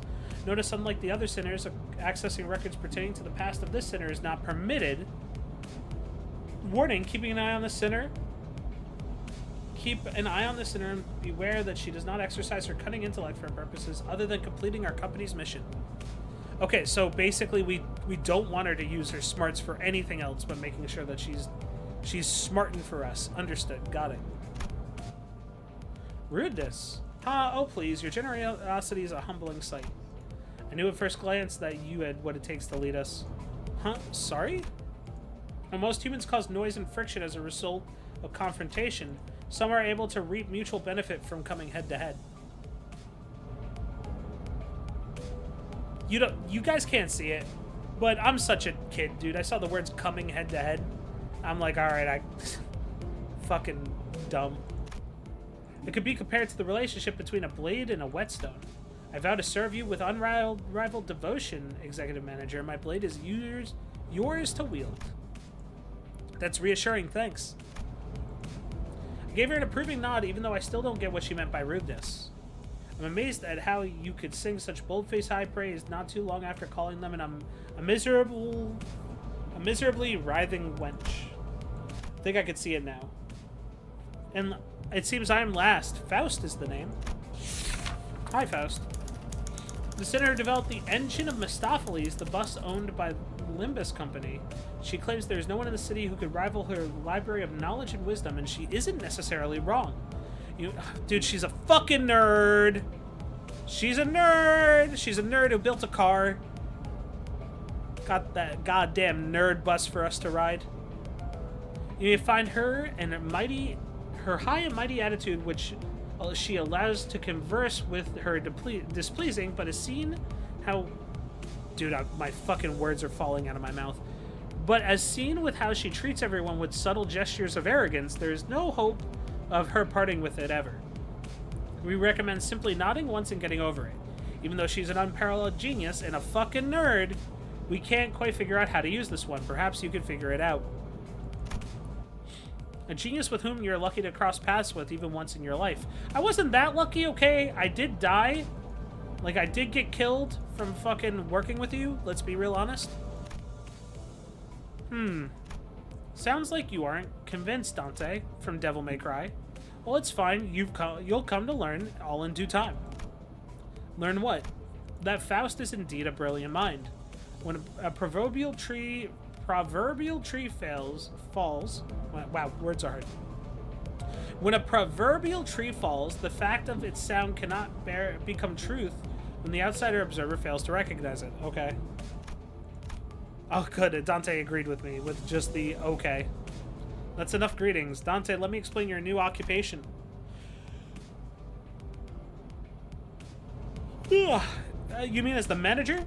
They're asking if the job you're about to explain is that of a manager. Come to think about it, that red-eyed man couldn't hear me, unlike the sinners. That's correct, Executive Manager Dante. You will embark on a trip to the Inferno with the 12 sinners who've just introduced themselves. The Inferno? Why should I go to hell? They're asking why they need to travel to the Inferno. How about this? Treasure awaits at the end of the road. What would suffice? You mean I used to be a treasure hunter or something?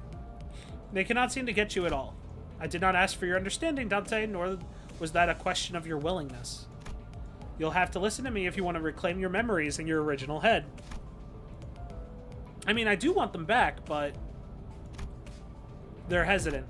Miss Faust, what will we do if Dante keeps refusing to cooperate? This is not a scenario that we've anticipated.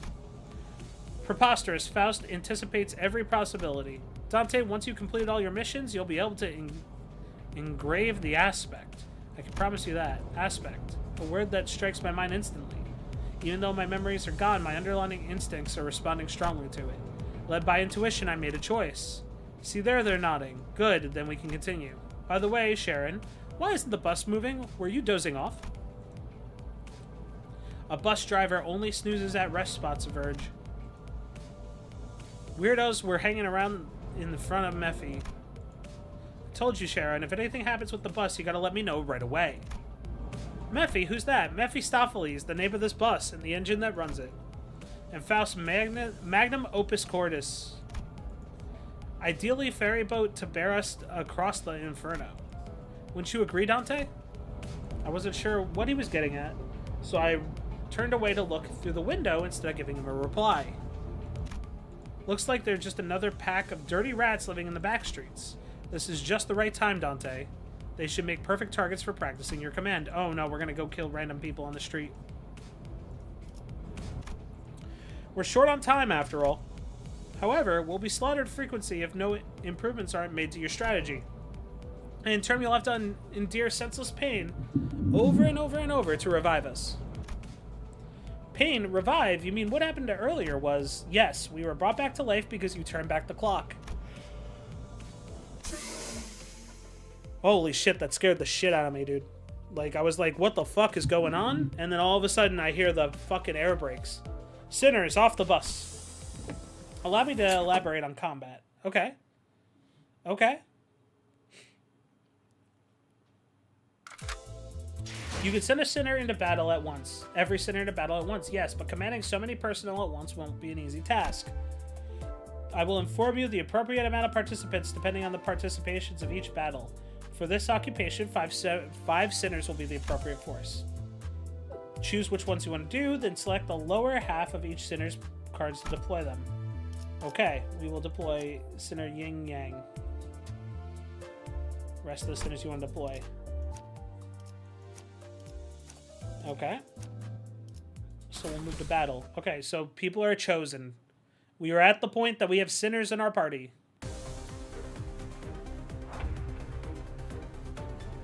The 7 icons floating above both the allies and enemies' heads are skill slots. Got it. Because you haven't issued a command by chaining skills yet, the allied skill slots are currently empty. Okay, we'll grab the chain.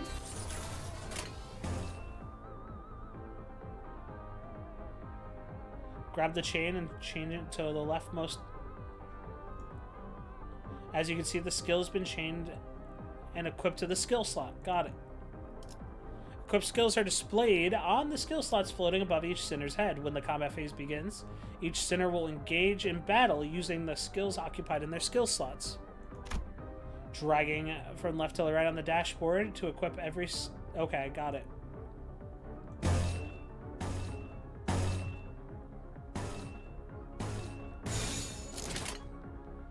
Well done. Now select the gear at the right to issue your command. The sinners will enter the combat phase using the skills you've equipped with them.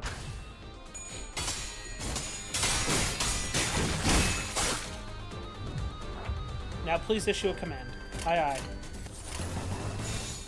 We're just gonna go straight across. A clash occurs when the sinner and the target both use attack skills against each other. In a clash, the power is determined primarily by the skill they're using to clash. And in this clash between two skills, the skill with the highest power wins. Pay close attention to the enemy's coins. When a skill loses a clash, it'll lose a coin.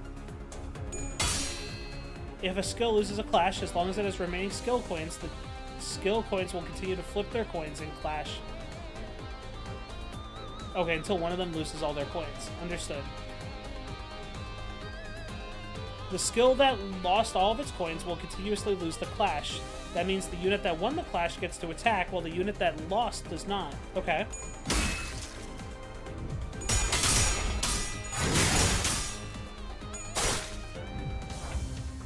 Let's see how power, which determines the clash, is calculated. Please issue a command. Got it.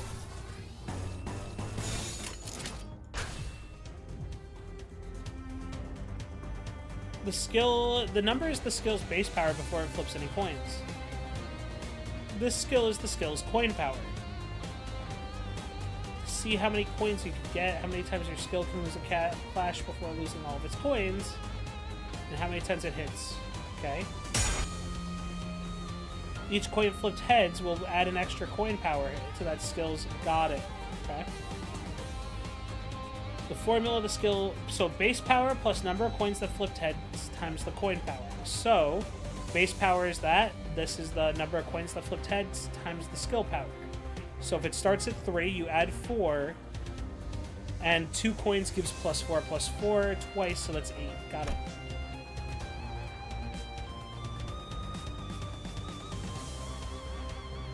The resultant skill power is displayed here. Okay, got it.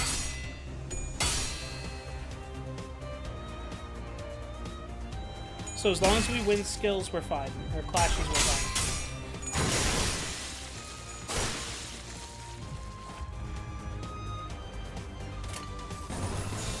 Alright, let's see what's next.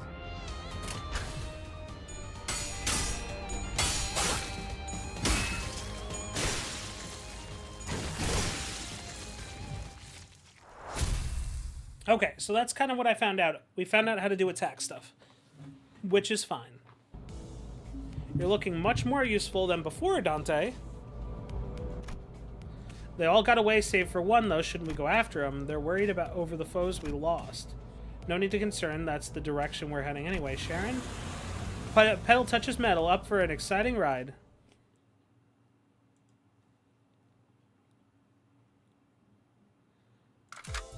I gotta text a buddy something real quick.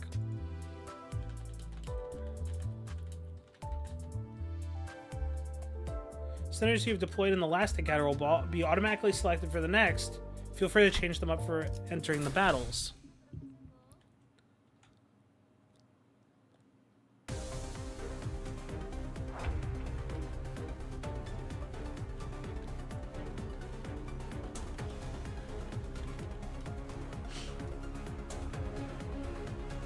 This time, let's learn about SP coins or sanity points. SP has a maximum of 45, a minimum value of -45. Please note that the Sinner's SP can also be viewed here. Okay, got it. Now let's issue a command. Okay.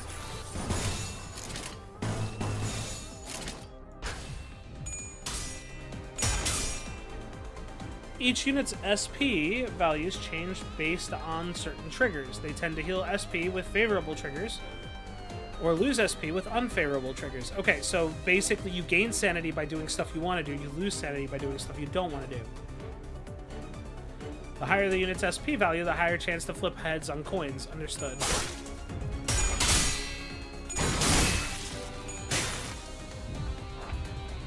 The allies all won their previous clashes and in return healed their SP. This puts us in a favorable position. Please issue the next command. Okay.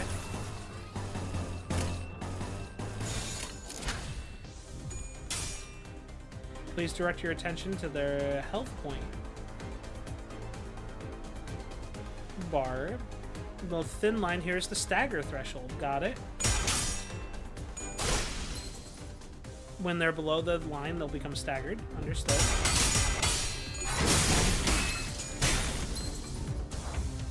Staggered units cannot take any action and take double the damage, which puts them at significant disadvantage in battle. Got it.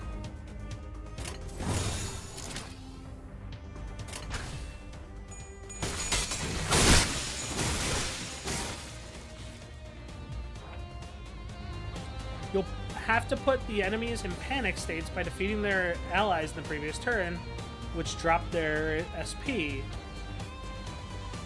When their SP drops below a certain threshold, they enter low morale or panic, which inflicts them with negative effects. Units in these states are marked with the labels. Got it.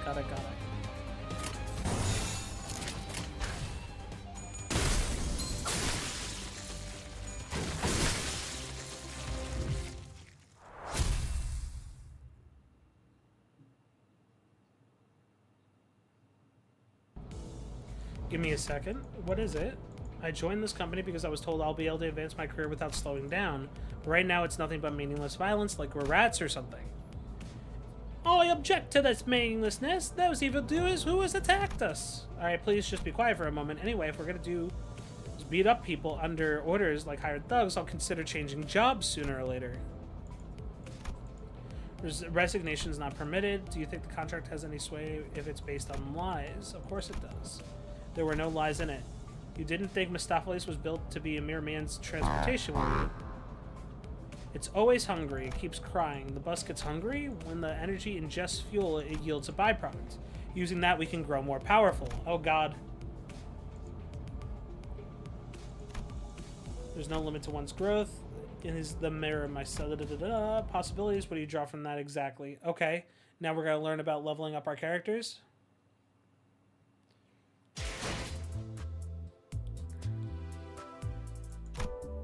Extract egos. Got it.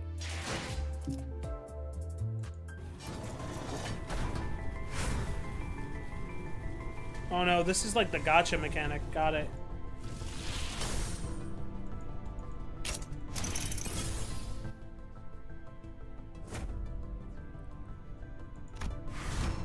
What is this? You've acquired a new identity. Collecting new identities and ego will contribute to improving performance. We're gonna go drive somewhere, so let's drive to the Inferno. Understood. Go to Selvia Obscura. Okay. Then we'll go to possibilities. Enter for 0. Oh no, it's one of those games that requires energy. Okay, so I can edit my character and have different identities. I don't know what the difference between the identities is. Maybe it's like costumes, like different like ways to have different characters. I don't know, man. I see this is what this is on about. There's no need to get impatient as the bus moves goes onward. You naturally take on more important. Okay, blah blah blah blah. Oh, since this works by whisking out one of our Limbus possibilities from the mirrored world, we'll overwritten a part of our memories. You'll get used to it in no time. Hold on, this sounds a bit dangerous. What if I'm no longer my old self at the end? Don't mistake yourself for the ship of Theseus. While it's true that you borrow identities and memories, the system is designed to ensure that you don't lose control over your own existence. Different though your reflection may be, it is bound to vanish once you walk away from the mirror. Got it. Okay. So we transformed to all this different stuff. Understood. Done chatting? Let's make our way. Okay. Understood. Understood. Understood. It's pulling.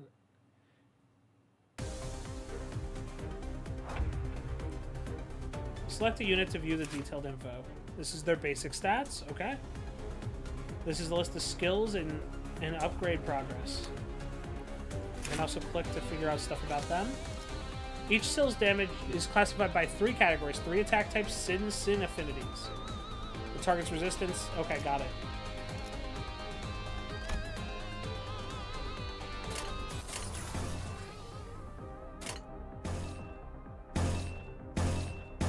So this says it's favored. But then I guess that minus is... Oh, okay. So I take damage based on the proficiency.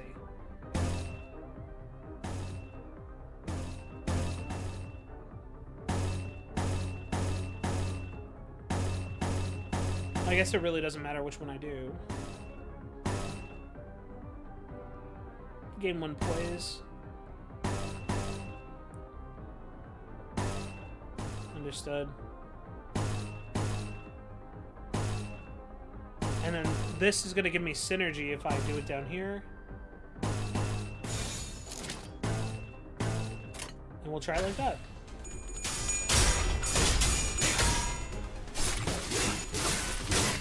Okay, I mean, I kind of get it. In most cases, the unit with the leftmost skill on the dashboard will be set acting first among the allies. Starting the allied unit with the highest deployment order, and our ally gains 1 additional spot for every passing turn. This means they get an extra opportunity to attack. Understood. So, like, if I want to go, hey, look, I want to do... So, like, I would probably want to do double favored, right? Because if you match up stuff, it does certain things. So that makes sense.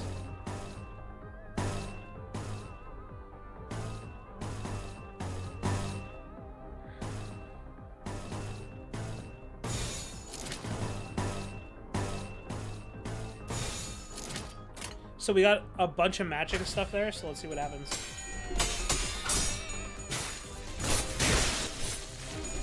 I could see how folks would kind of like this game.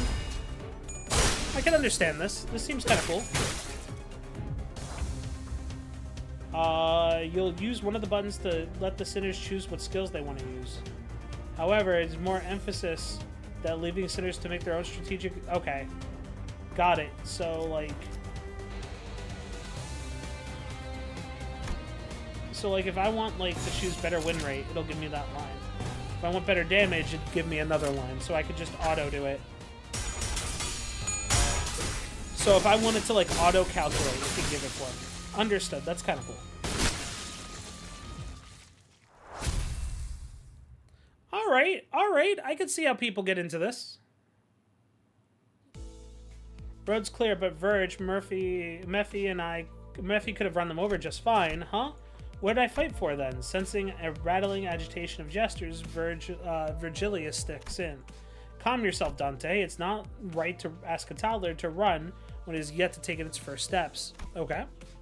They'll need blah, blah, blah, blah, blah. You need every opportunity. And I am the guide to set to go and how we get there. Do you get it? Don't argue with me.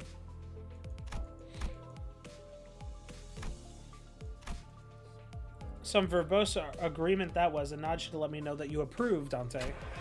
Now let's go. You're feeling all right, Sharon. Extreme excitement, about to walk on air reports, Sharon. Good. So where are we going? Virgil, they'd like to know their destination. I believe I told you already, Dante. But just where are we going? With a sigh, the bus shuddered and stumbled to rumble forward. 출발할게. 부릉부릉.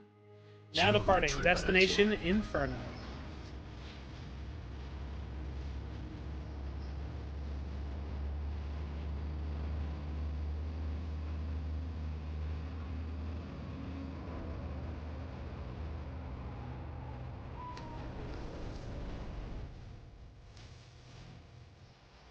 Okay.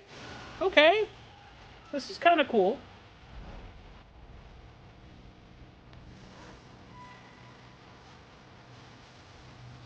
Again, this is one of those things that I think I could definitely see myself getting into.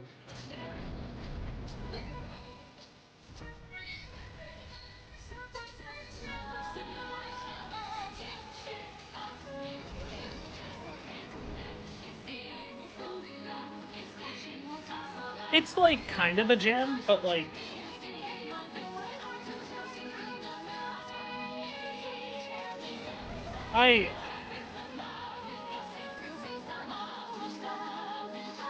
I don't know, guys. Like, I mean, I like it, don't get me wrong, but it seems like very... I guess I've never played a game like this before, like in the series, so it seems a little bit edgier than what I'm used to. But that's fine.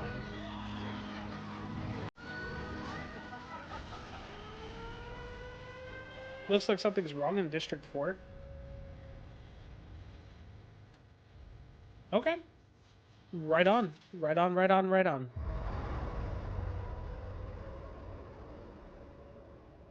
Face the sin, save the ego. Save the cheerleader, save the world. Understood. Hello, new manager. Okay, cool, we got something. What is this? Oh, okay, it's extraction tickets. It's gotcha pulls. Let's see how we can continue playing through the story. Oh, I skipped. I guess I go through here, and then I click Inferno, and then I click the next part, which is Outcast. All right, this is a real good time for us to go. I'm gonna do gotcha pulls real quick. Might as well with the stuff that they give me, and then after I do gotcha pulls, right? Then what I'm gonna do is, I don't know what this is used for. Got it. After I do some pulls, I think we're gonna like maybe play a little bit more and then call it here. Because my food's coming in soon, so I figured I would just play until we hit a wall. So let's do some pulls first. Let's see how it goes. So let's go extract. All right. Walpurgis Nyats. I cannot pronounce the lobotomy ego. The sword that's sharpened with tears. Okay. She is kind of cool as she gets to higher upgrades, though, guys. That's kind of sick. You're kind of cute. Who are you?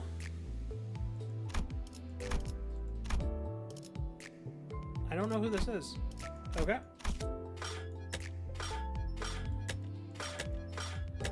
I don't. This is the 6th. I don't know what the difference is. Oh, it's Don Quixote. Okay, so this is like the I want to target. These are my banners. These are my banners. Got it. Do I want to argue, or do I want to do Don Quixote, or do I want to do Oh, I guess Faust is on this banner. So I guess the idea is that I get one of these 3. Right? So one's like, I'm guessing one's like an older version. Okay, cool. I think we're gonna pull on this one.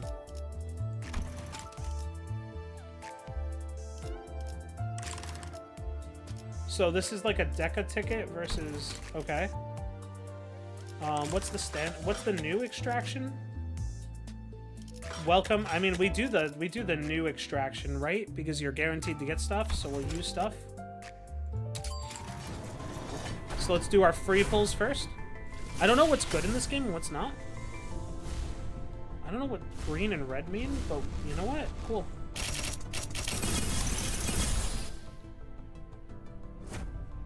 Can't believe I'm wasting my time on this gross colored meat. Makes me wish I'd never seen color growing up. Rodian. Okay. Honglu. Don Quixote. Okay. Okay. I'm guessing that these are like ones that I already own, and the red ones are like, I don't know what was green though. Dude, I don't know what the differences are. Okay, let's do another extraction, right? Free extractions, let's go. Looks like I only got one better one. I don't know what how the gacha system works in this, so. Okay, I got someone cool. Now we will proceed to review the contract of mutual. Oh no. Oh no. What did I get?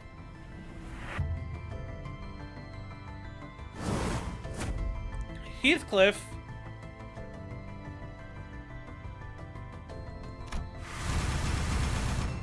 Like the cat. Heathcliff, let's go, dude. Ophi Heathcliff? Yeah, I've never... I don't know if that's good or not. I don't really know, because, like, you know, I just pulled it up.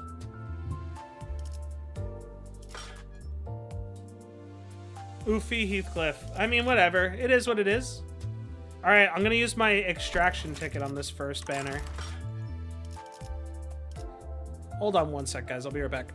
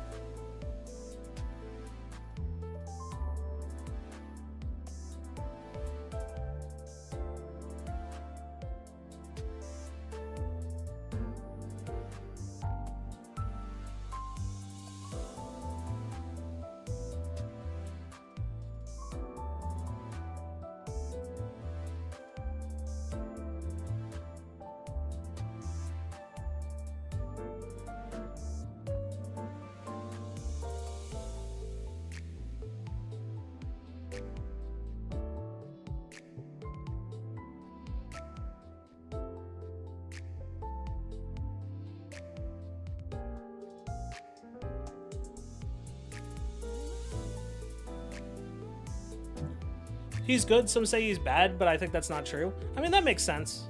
I don't know it. Man, I don't really have a feel for any of the characters in the game yet, because, you know, just going into the tutorial, and they're like, hey, you should really go push this next part. I'm like, I don't know. I don't know if it's worth my, like, I would rather do my pulls first, you know what I mean? So, all right, let's do our next extract.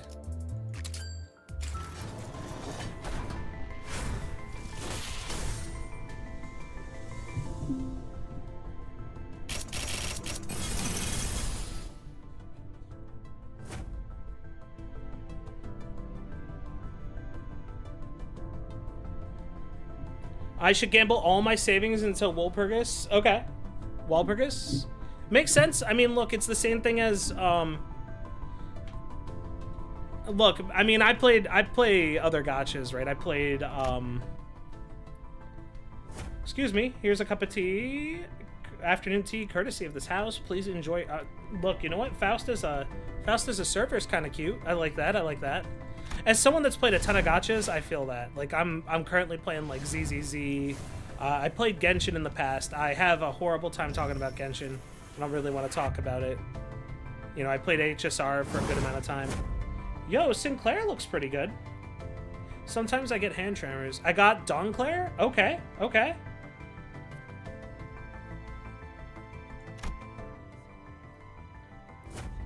So I'm guessing zeros in their titles down here. I gotta like move out of the way. The zeros in the titles talk about like, I'm guessing they talk about like how many, like the rarity, right? So like what stars would be on other characters. That's kind of what I'm thinking. Okay, cool. Pequod Yi Sang is also good? Hell yeah. Do I have any more to pull? Should I keep going for this banner, or should I wait for a new banner? Or, I mean, I guess it's new, right? So it's like, do I want to go for whatever, like, the 000s are here? I don't know what WAW stands for.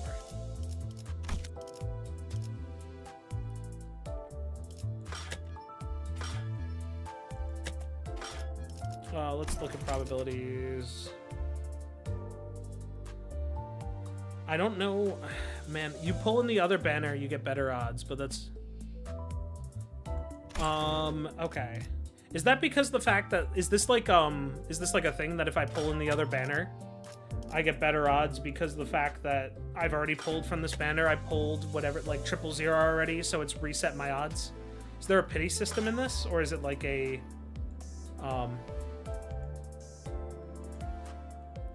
I'll have to take a look. Let me just read this. Understood, understood. Oh, wait, so they hold over the... Okay, so you get season-relevant banners. Got it, got it, got it.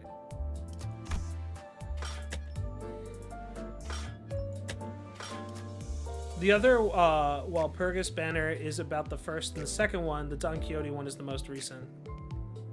Okay. Got it. Alright, then let's pull from this banner. Why not? It's my last temple I can do, but we'll hold off from there for a little bit, see how it goes.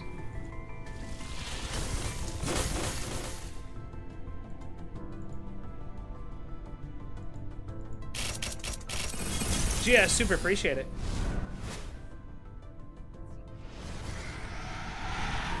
Hey, yo, this art's sick. What am I even looking at? What am I looking at?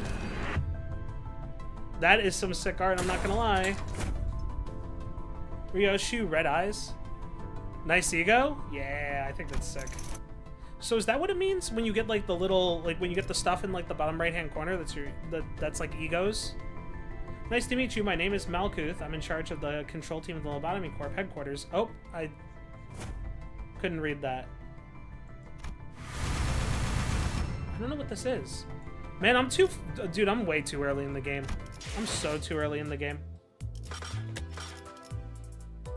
And then I have like one, it looks like I have like tickets from playing or whatever.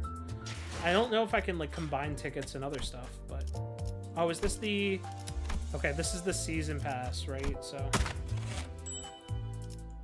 You got an announcer. Basically, they speak while you do fights. Understood. Yeah. That makes sense.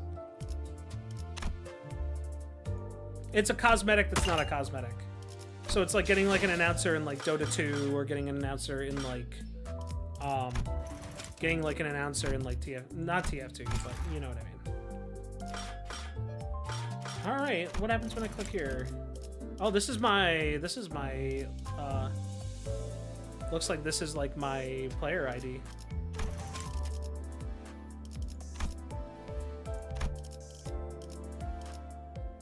Oh god, I don't know what that means. Oh, I see. Permission to, and then the word, God, we're gonna do permission to honk honk. That's funny. I like that a lot. Okay. That's announcements, I'm guessing. All right. Let's go to... So this is our new event stuff. Donclair is good. Higher sanity equals... He gets a volatile ego and gains stronger. Okay. So can I go here and can I like set my defaults? You can configure teams and their identities. Edit team, centers window. You can select a portrait and we'll show a list of their identities and ego. And you can change your team from there. Okay, got it. Right on. You cannot be able to enter or edit your team in certain encounters, however. Got it. And then I can select an announcer.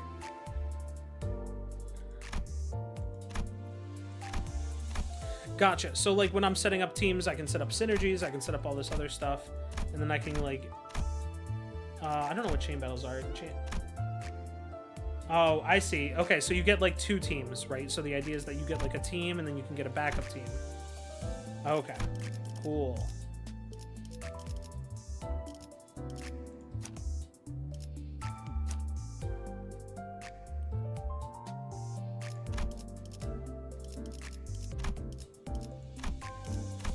So, okay, so it looks like egos are kind of like weapons in other games. And like, all right, got it.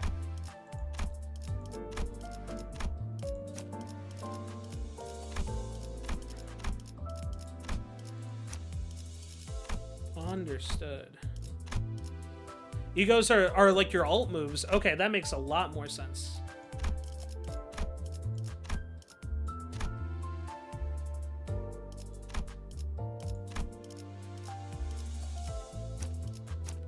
Now, are identities skins, or are they like a mix of skins? And I don't know. I'm gonna have to play around with it, see how it works.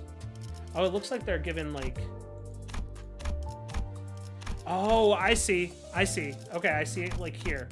Okay, it took me a little bit longer to realize that. And then identities are like that.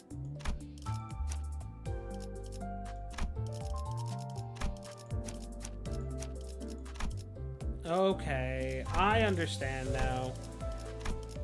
So I go through and I see if I have any egos, and I equip the egos in the slots that they have.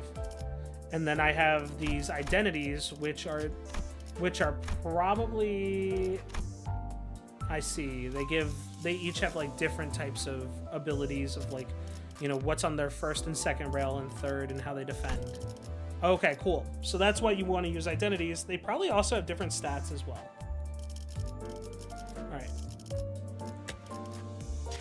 All right, let's do one more thing of the story, and then I think I'm gonna call it for the night, just because I gotta go eat some dinner and get some stuff done for the night. So let's do Inferno. Let's do the Outcast. This does seem pretty rad, though. It does seem like it could be like pretty interesting. Verge. Blockage ahead. Permission to vroom vroom. The chatter was what finally got me to open my eyes. After all, nothing beats blocking out your sight when you have to keep boredom at bay. Nothing there much else to do on a bus whose destination was unknown to me. My lack of head and memories certainly doesn't help either. Alright, let's proceed. Okay, here comes the bumpity bumps. At first, use any 000 you have. Later on in the game, you could be able to build teams properly. Understood, yeah, so that's kind of... It's kind of like any gacha game where you want to use like any like SSRs you have just to kind of get them out of the way, and then after you get them out of the way, you know, you just kind of like, don't worry about it though, you could just make a team that clashes well. Understood. Clumps stuck to the window gently dissolve, letting light through. Many different set of eyes on the bus are lethargically facing forward. But it felt like a pretty gruesome scene, but based on others' reactions, maybe this kind of violence is common in the city. Hey, it felt rather awkward to close my eyes now, and that I was awake. That's when the conspicuously bearded man grabbed my attention. But, I mean, glasses know where we're going right now. A feature far more conspicuous than the beard made me slip. You almost called me Bug Guy, didn't you? Oh, right, because he could turn into a thing of flies. By the way, my name is Gregor. Once again, my name is Gregor. Same way you're called Dante and not Clockface. I see. I couldn't find any excuses, so I just gave back a light rod. Wow, I gave back a light nod. Say, bus girly, where are we heading? Once again, my name is Sharon. The same way you're called Gregor and not Bug Guy. Okay, the rating's pretty good here. I like it. She got you there, Gregor. Huh, she really did. Verge said the sinners will go to District 4. Whoa, did District 4 prey upon my ears? The place is known to be the home of the Grass Maidens, is the origin of the heroine's journey, and 'twas the... Bloody hell, you rattled on and on and on. Can't you just shut up and let the trip go in peace? Why, I had remained silent until mere moments ago. I said shut up. Sorry, did you see what did you happen to realize you were being louder here? Even if you can't die, you sure as hell can suffer, so say that again. I say you're the right thing and your first response is violence, it shows how refined you are. Huh. I contemplated for a second. Should I step in? Is this the place where I exercise my authority as the manager with dignity and grace? A faint memory urges me to do something. Now, guys, it's inadvisable to lose your cool...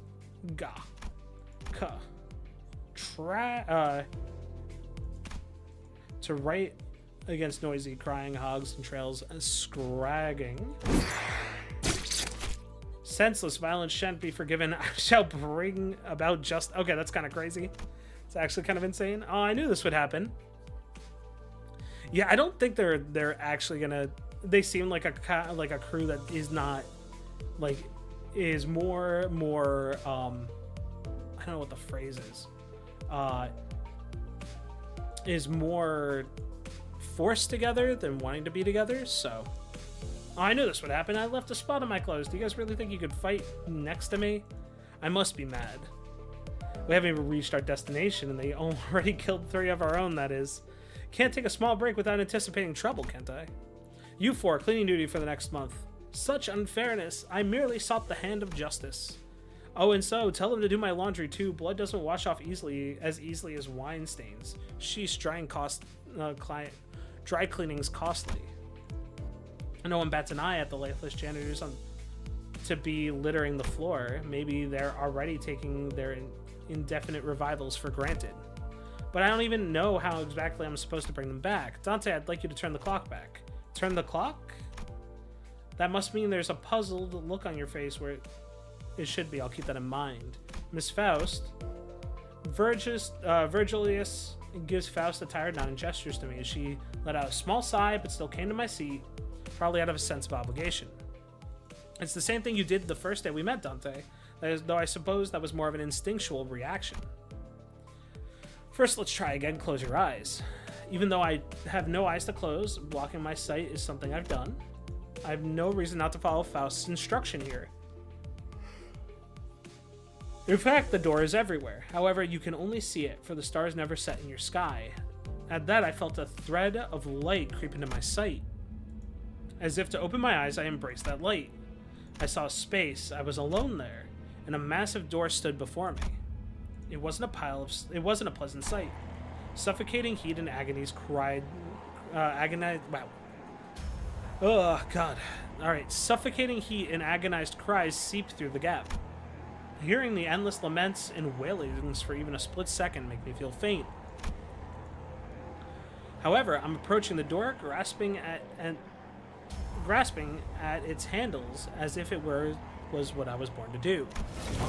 Despite being seamlessly heavy, pulling it open was surprisingly easy. I grope about in the door. Thousands upon thousands of last wails lay within, and reaching inside, I grab a few unknown hands. I can feel histories of different sins bearing their brands crawl up my arm, or up my hand and into my arm. Art thou prepared to share the pain? Could that have been a question, or rather pressure to comply?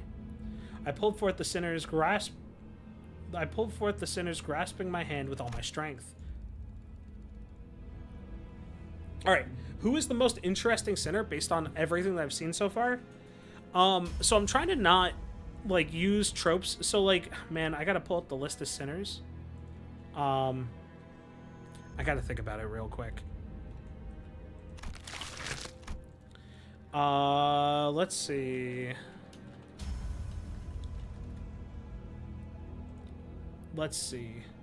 So man, I'm I'm tempted to be like, I don't want to say Gregor. Gregor's the real boring. I really love the, like, I'm trying to be a hero type of mentality, right? Like the, I'm going to, you know, I'm going to save the day, kind of like heroic light in like a dark area. But like Don Quixote's pretty great because I love that trope. But like Ishmael's pretty great too. I really enjoy Ishmael so far. They're just all like so crazy and like different. Yisang's pretty okay. I'm trying to figure out character names, so I have a list of the beginning ones here. I kind of want to see what happens. Like what Otis, like what's going on with Otis. I think Otis might be it's probably Otis or like Otis. I don't know how to say her name properly, but I'll say Otis until I figure out how to say it properly. I think she's pretty interesting. I kind of want to see where her character goes. Otis is your favorite one? Yeah, Otis is pretty cool. I like Otis. It's so crushingly severe, it makes me wish I was dead. The indescribable sensation of my bone and muscle twisting, entangling with each other, and goes on for what feels like eternity. My legs weren't prepared to endure all this agony. I fell to kneel atop the pool in blood and helplessness. Then I see it.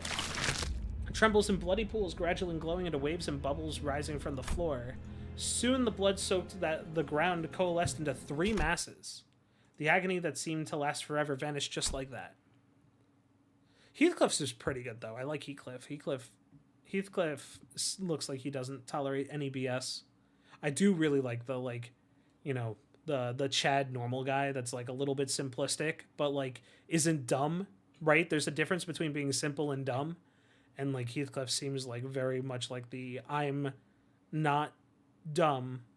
I just, like, you know, just say things in simpler words is how he feels. Ugh. As the lumps of blood rose in the air, Heathcliff's history chapter is very good. All right, I'll have to go through and try it. As the lumps of blood rose into the air and flew away, my sight was cleared of dreadful redness, returning to the grumbling bus. How does it feel to have your head back after it was severed? Was it exciting? Oh, I'm excited. I think so. This game gives me like, so I haven't really played anything in like the Lobotomy Corporation like series, but I'm very excited because the fact is that this game feels very much like one of my favorite games of all time. I absolutely love Danganronpa, and I love like everything by that author, right, and by the writing team of it. Like 100 Lead in Defense is probably one of my is probably my game of the year. And seeing how this is written, this seems like a very more grim, dark, more takes itself seriously Danganronpa, which I feel like might be an insult to this game, to how the tone is for this game, because Danganronpa is very lighter, like despair heavy, but like comedic in the fact that it doesn't take itself seriously, but it does. This game feels like this whole thing feels like it takes itself a little bit more seriously. Rice Heathcliff is restored to consciousness. He rubs his neck and mutters vulgar words. Project Moon already has overall pretty good writing. What the heck else did Project Moon do? Why do I recognize that name? Oh no, they've just done like the Lobotomy Corporation stuff. Got it. Understood. Hold on, I just brought you back and you're going straight into another fight? Heathcliff turns around to glare at me. His eyes are those of a man who devoured by blind fury. Only reason I turned off the voices, by the way, is because since I'm reading stuff out loud anyway, I don't want to have to speak over the Japanese voices. I feel really weird doing that. Isn't it your job to bring us back? If your job's done, then step aside before I knock your dumb clock off. Please wait. Dante looks like they're in a lot of pain, so we really should... Before he could finish, Heathcliff's steel bar caved in the side of Sinclair's head. I do like the fact that they just died and came back to life and they're already like, alright, fuck you, I'm killing you again. The incoherent gurgles of a dying person violated my ears. Next time, Clockface, you're crushed. Are we clear? You really are as coarse as you look. Was dying once not good enough for you? Heathcliff tightens his grip on his bat, and Ishmael is already swinging her weapon as well. Have I seriously became the manager of people who can't be stopped even by death? Oh, they're gonna do it a lot? Gotcha. That makes so much sense. While I was lost in all thought, all tension in the bus suddenly dropped and froze over. Ahem, it seems like this team is in serious need of discipline. The sinners of a collision course stopped dead in their tracks. A cold pair of red eyes cast their glare between these two. Rule number 1. Do not let me hear weapons clashing inside the bus. If any of you break the rule as of now, you're going to be begging for me to let you die. I'm sure you're capable of that and more, right? Sinclair's writhing on the floor was the only sound breaking the silence. Heathcliff glowered, but couldn't bring himself to argue back. Dante, I'm sorry about this. I need you to rewind one more time. I have to do it again? I'd rather die than have to bear that harrowing pain once more. Hold on one sec.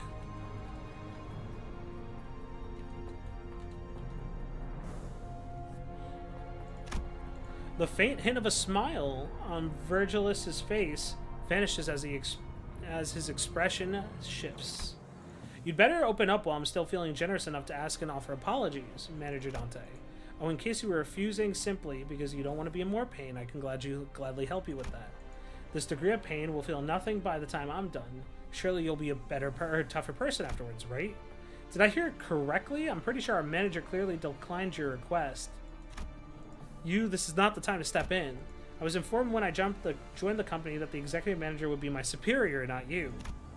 I would say that the manager has made himself quite clear with the shake of the head.